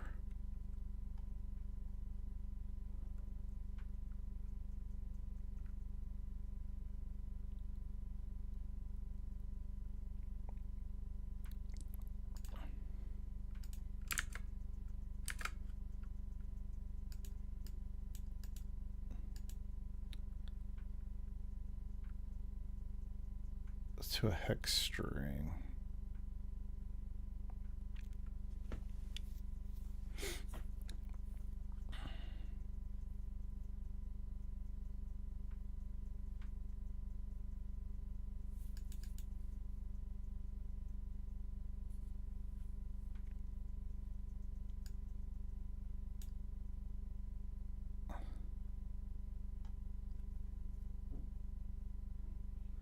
Could have swore you could just pass a hash hex or a digest. So when you ask for it to like .2 hex or something like that.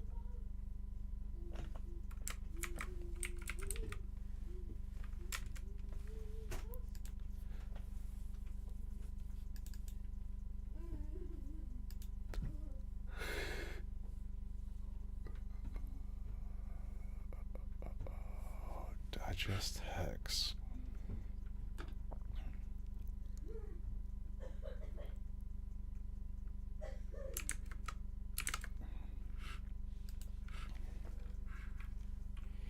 JavaScript.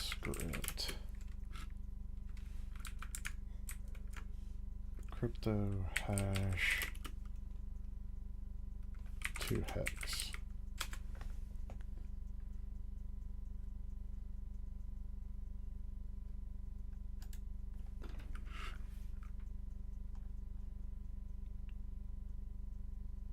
I swear, what in the world was I using in the past that did not require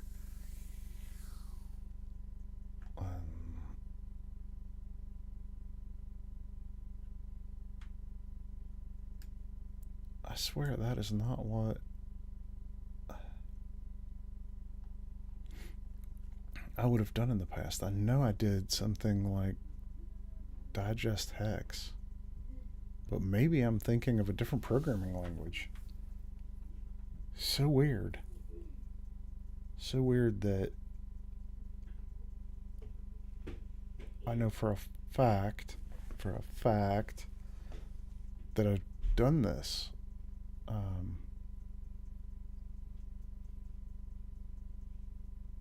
And I've never had to loop through or map through an array.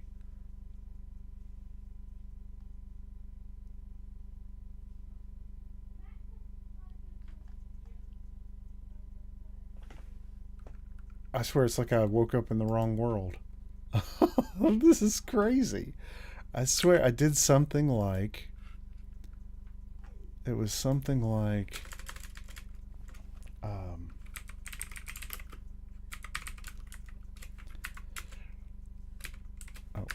So it was something like...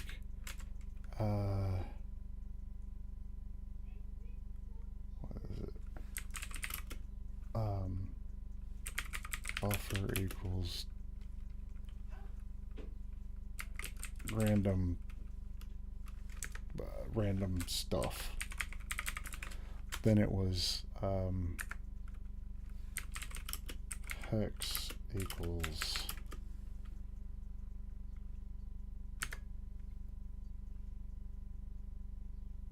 two-string hex. No, that's not. Is that even a thing?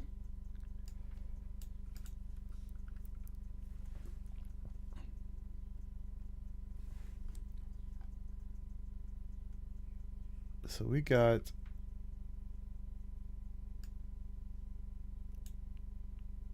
a digest. It was like two hex digest. Okay, so it was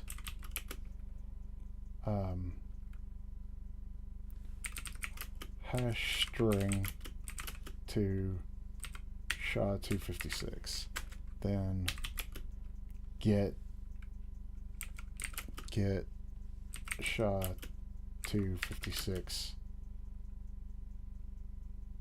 get hex of SHA-256.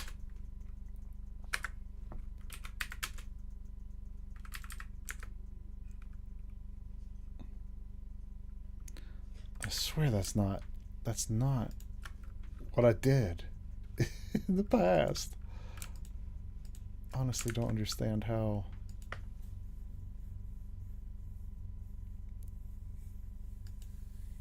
Is it something built in a... Well, I'm in Node. What the heck? Digest hex. Okay. Okay, well, let's create an HMAC.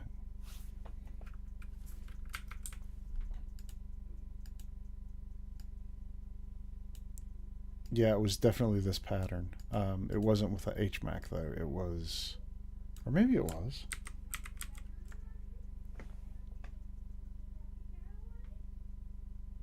Yes, this is it. This is it. So it was from node crypto. So create hash and then update with that. So let's see if that's even possible. Import.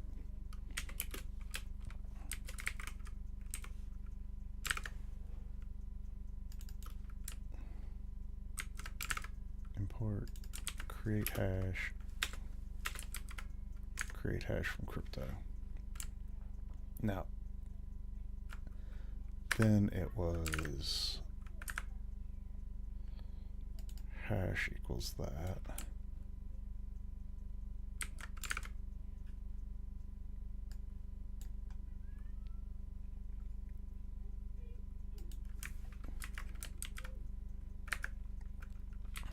Okay, let's just get rid of that because it's and then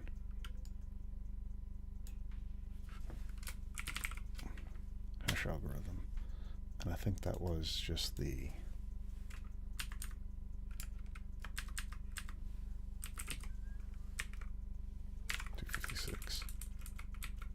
all right. So then for each of the rounds, hash update that, and then here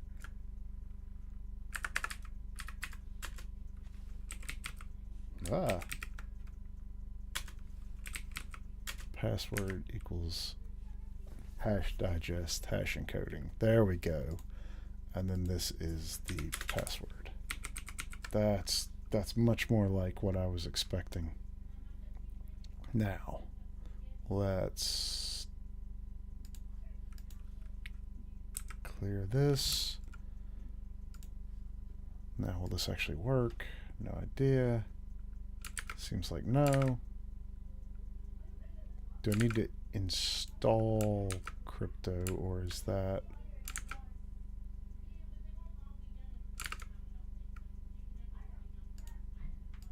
Let's check.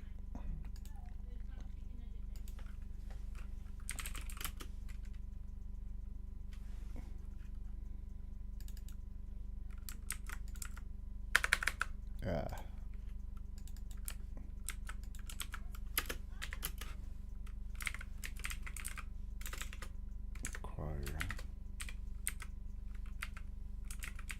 crypto.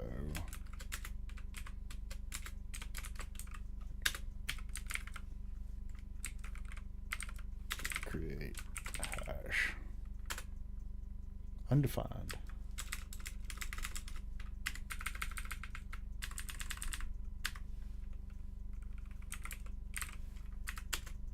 Undefined.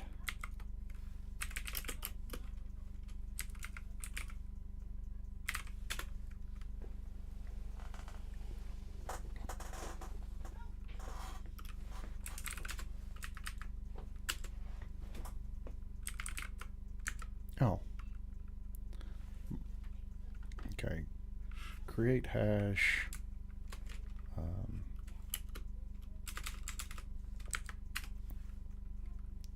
Hash equals create hash of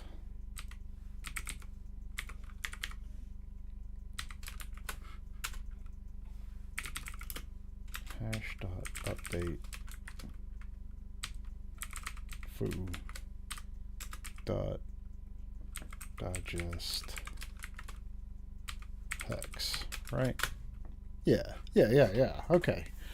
All right, things are actually starting to look like what I'm expecting to see. But so why didn't that succeed? Did we just not wait long enough, or? Oh, because crypto wasn't installed. But now crypto is installed.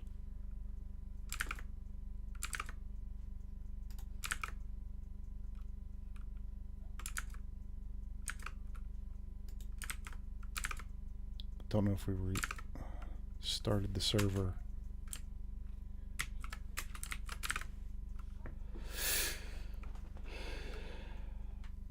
Wasn't found in the files. Oh, right. Yeah.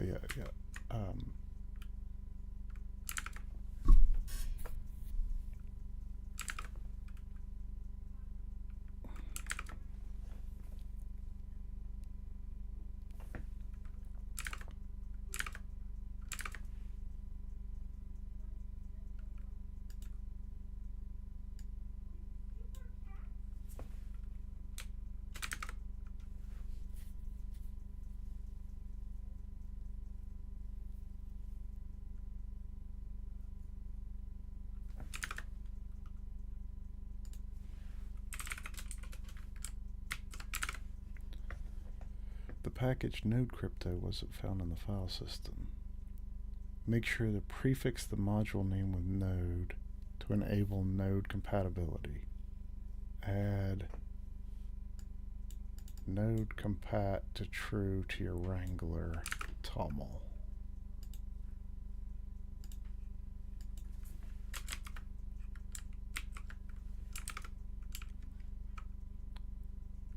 And make sure you prefix the module. Okay.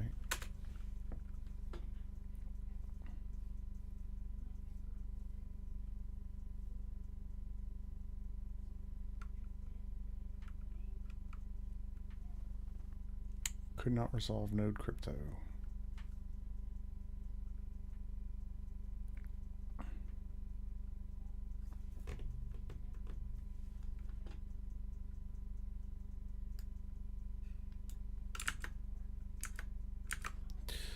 All right, why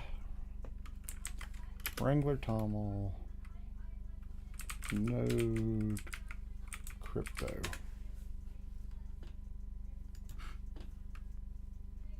No, wait, there's the actual crypto.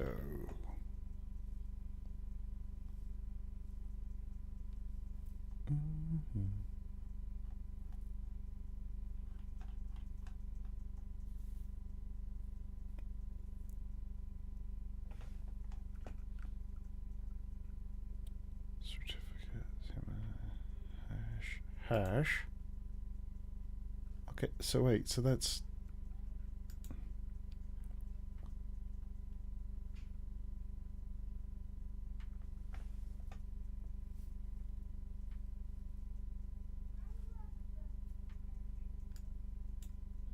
so how about an example?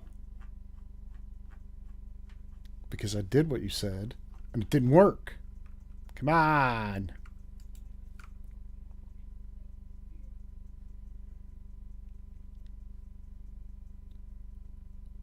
Node.js compat. Node.js compatibility. Oh, let's investigate.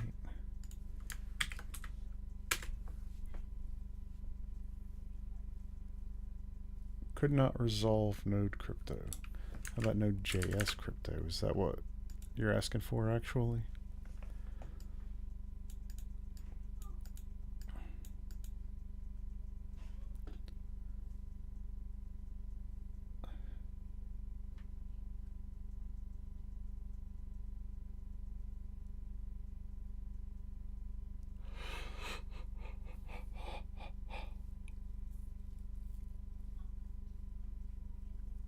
maybe we should try to stick with what is included. And so within the hat, what are you doing? Where are you taking me?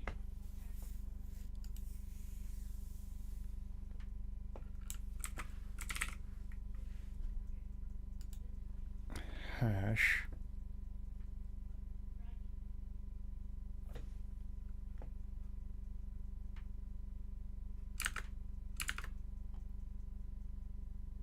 Class hash. Wait, so is that saying, so let's get rid of this again. Let's get rid of that. Save that. Come back here.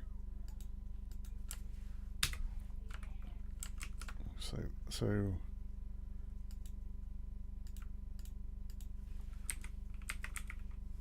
crypto dot create hash. The environment is definitely a little different to work with than working directly with Node, so there are things that are quirky in my experience so far.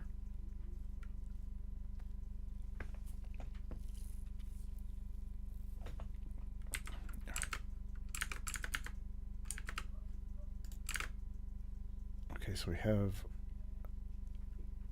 crypto.createHash is not a function. It would be awesome if I understood what class hash exists using hash objects. I mean, is just create hash actually part of the thing? I wouldn't. Nah. Create hash is not defined.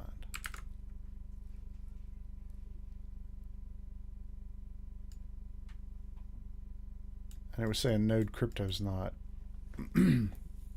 available. But so what does, so hash is supported, but how?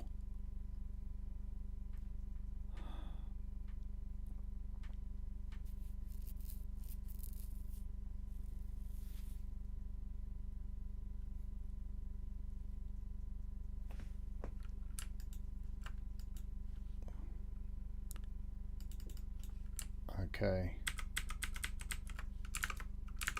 So that's the actual compatibility flag. So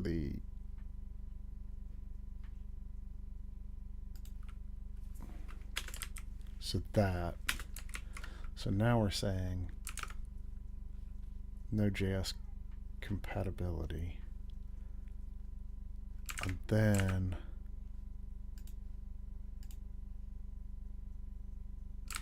I want to go back to having this, maybe. Node crypto wasn't found.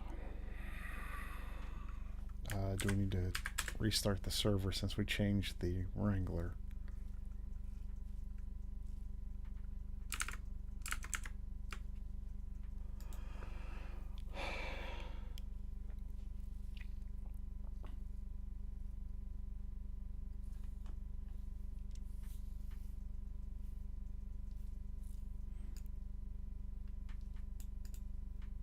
Under the compatibility flag. Unlike most other compatibility flags, we do not expect.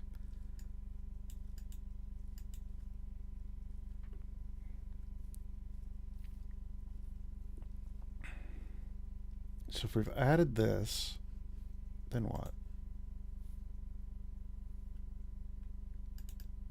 Node crypto. That's what we have.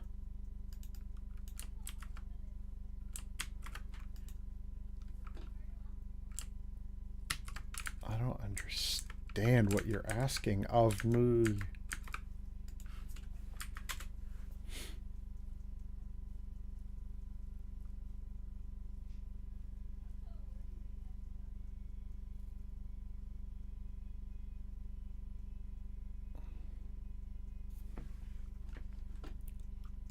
Do you want both of these? I don't think that's the case.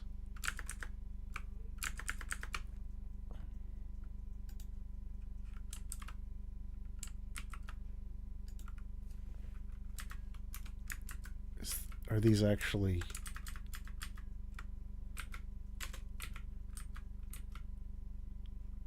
Do they actually think that they're part of the database configuration? Is that why I was having an issue there?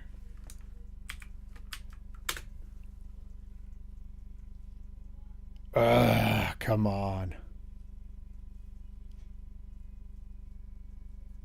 Cannot be used in conjunction with a node. That flag.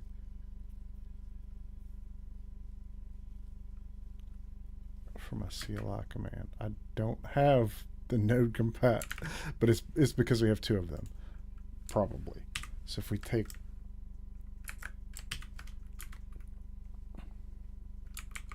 What are comments here? Is that a comment?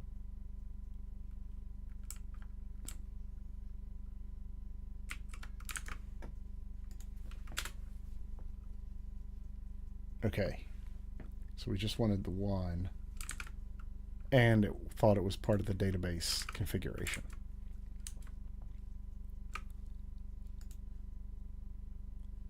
Hey, looky there.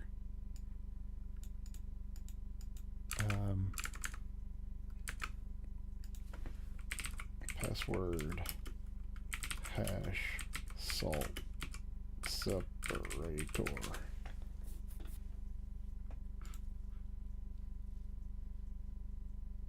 I was just looking for an example. I mean, $sign should be fine for us.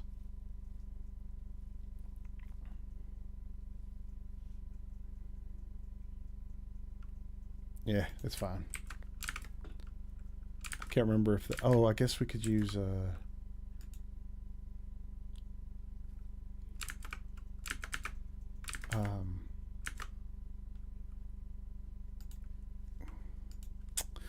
use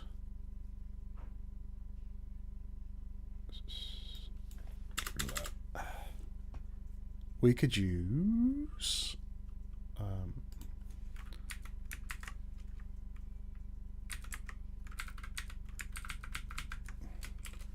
salt dollar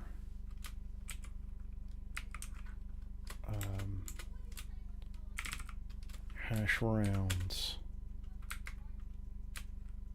dollar. That's Python syntax. Come on now. So salt rounds password.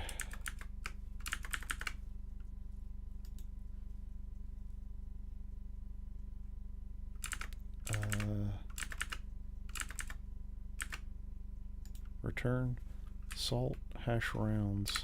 Oh, because it's a 1. And I can't see. So that returned this. I don't see $signs.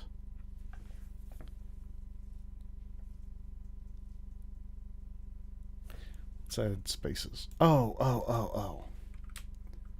It's because I'm trying to use a $sign and the $sign is required.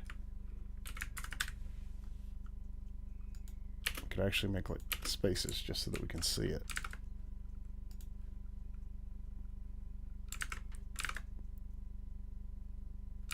Yeah. And actually that, and then let's do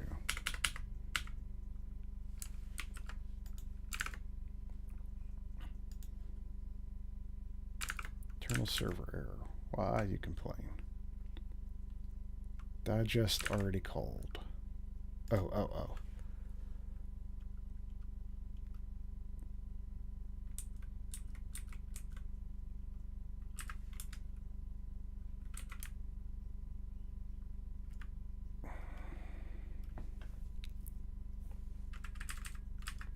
Do we have to create a new hash each time?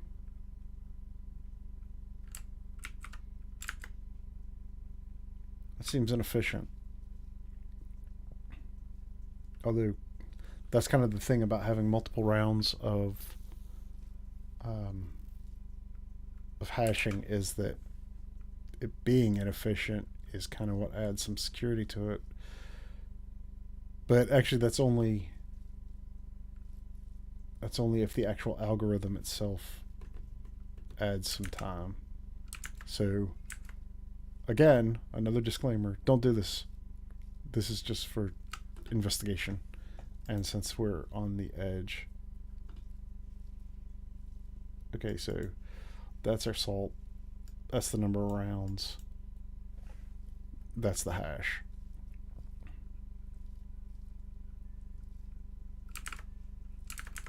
We could keep the number. Well, this hash is not supposed to be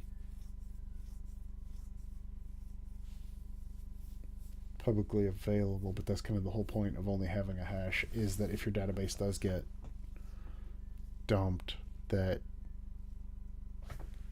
it has a separate salt, and if you don't store the number of rounds, then if you change the number of rounds, everybody gets locked out. Unless you handle that yourself. But then if there are backups, you're going to have a bad time. All right, let's do one more quick thing.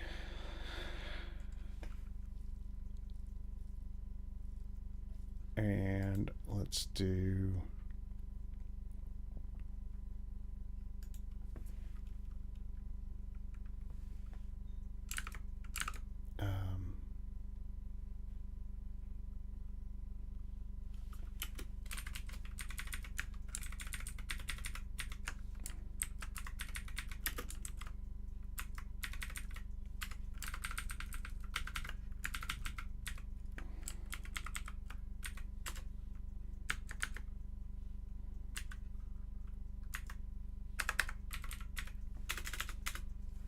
check. All right, so now let's check a password.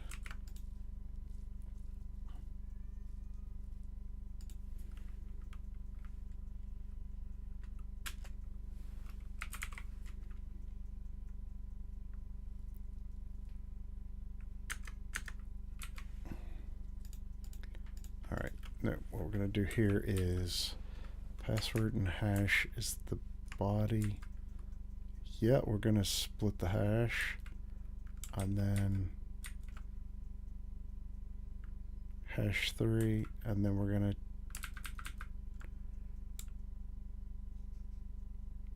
check hash 2 and hash 3, and then match of those. Yes. Cool. But also we want to remove these spaces, and we're splitting on the $sign.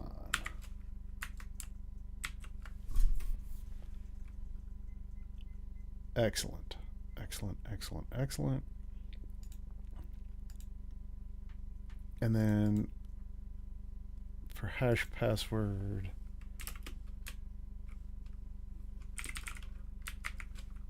rounds.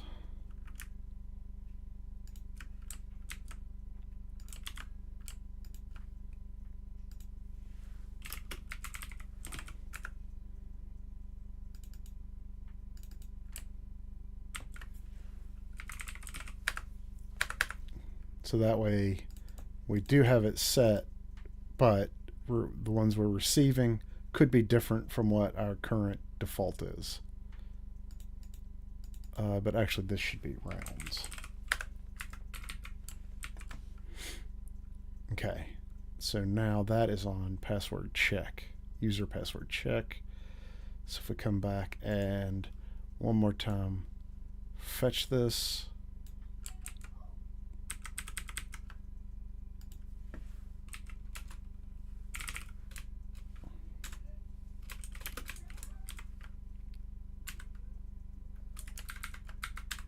okay,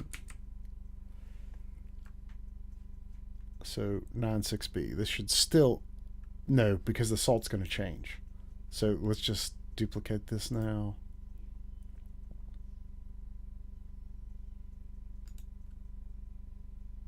And check. And so this should result in basically that twice and a true. No, it did not. Oh, because it should be hash versus hash 3.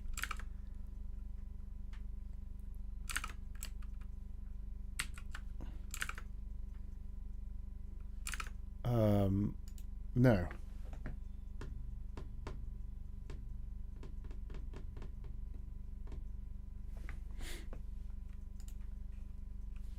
Salt password and hash.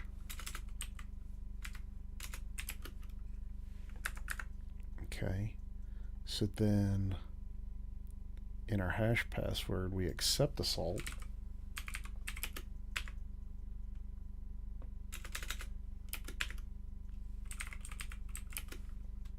What are you doing? So salt is null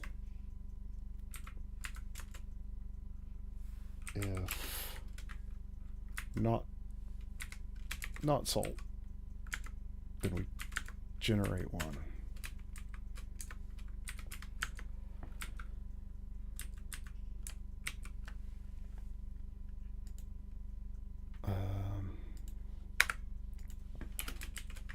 Okay, so if we have a salt, we're passing it in. If not, we're creating it.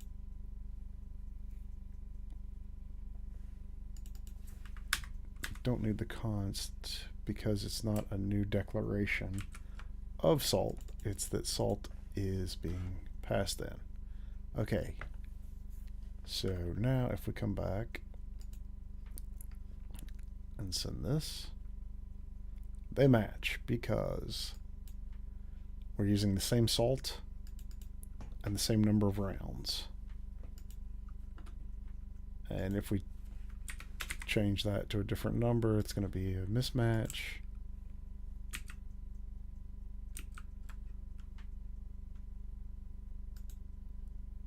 All right, good stuff. All right, I think that's about it for today. So we did some JWT stuff, have a refresh token actually working. We have the auth token working. It's not actually checking that a user is logged in before returning that token yet. We have the refresh tokens available, but we haven't stored them in the database to ensure that they can be added to a deny list and invalidated. We are rolling our own hashing algorithm, which isn't a good idea, but it's interesting, and it might be something we would have to do if we don't have a different solution for offloading the proper creation of a hash using something like bcrypt. So I hope you found that interesting. I sure did. If you are interested in what's happening or you have any questions about this or anything else, please join the Discord, devopsdave.net/Discord, and like, follow, subscribe, all that good stuff, please. Thanks. See ya.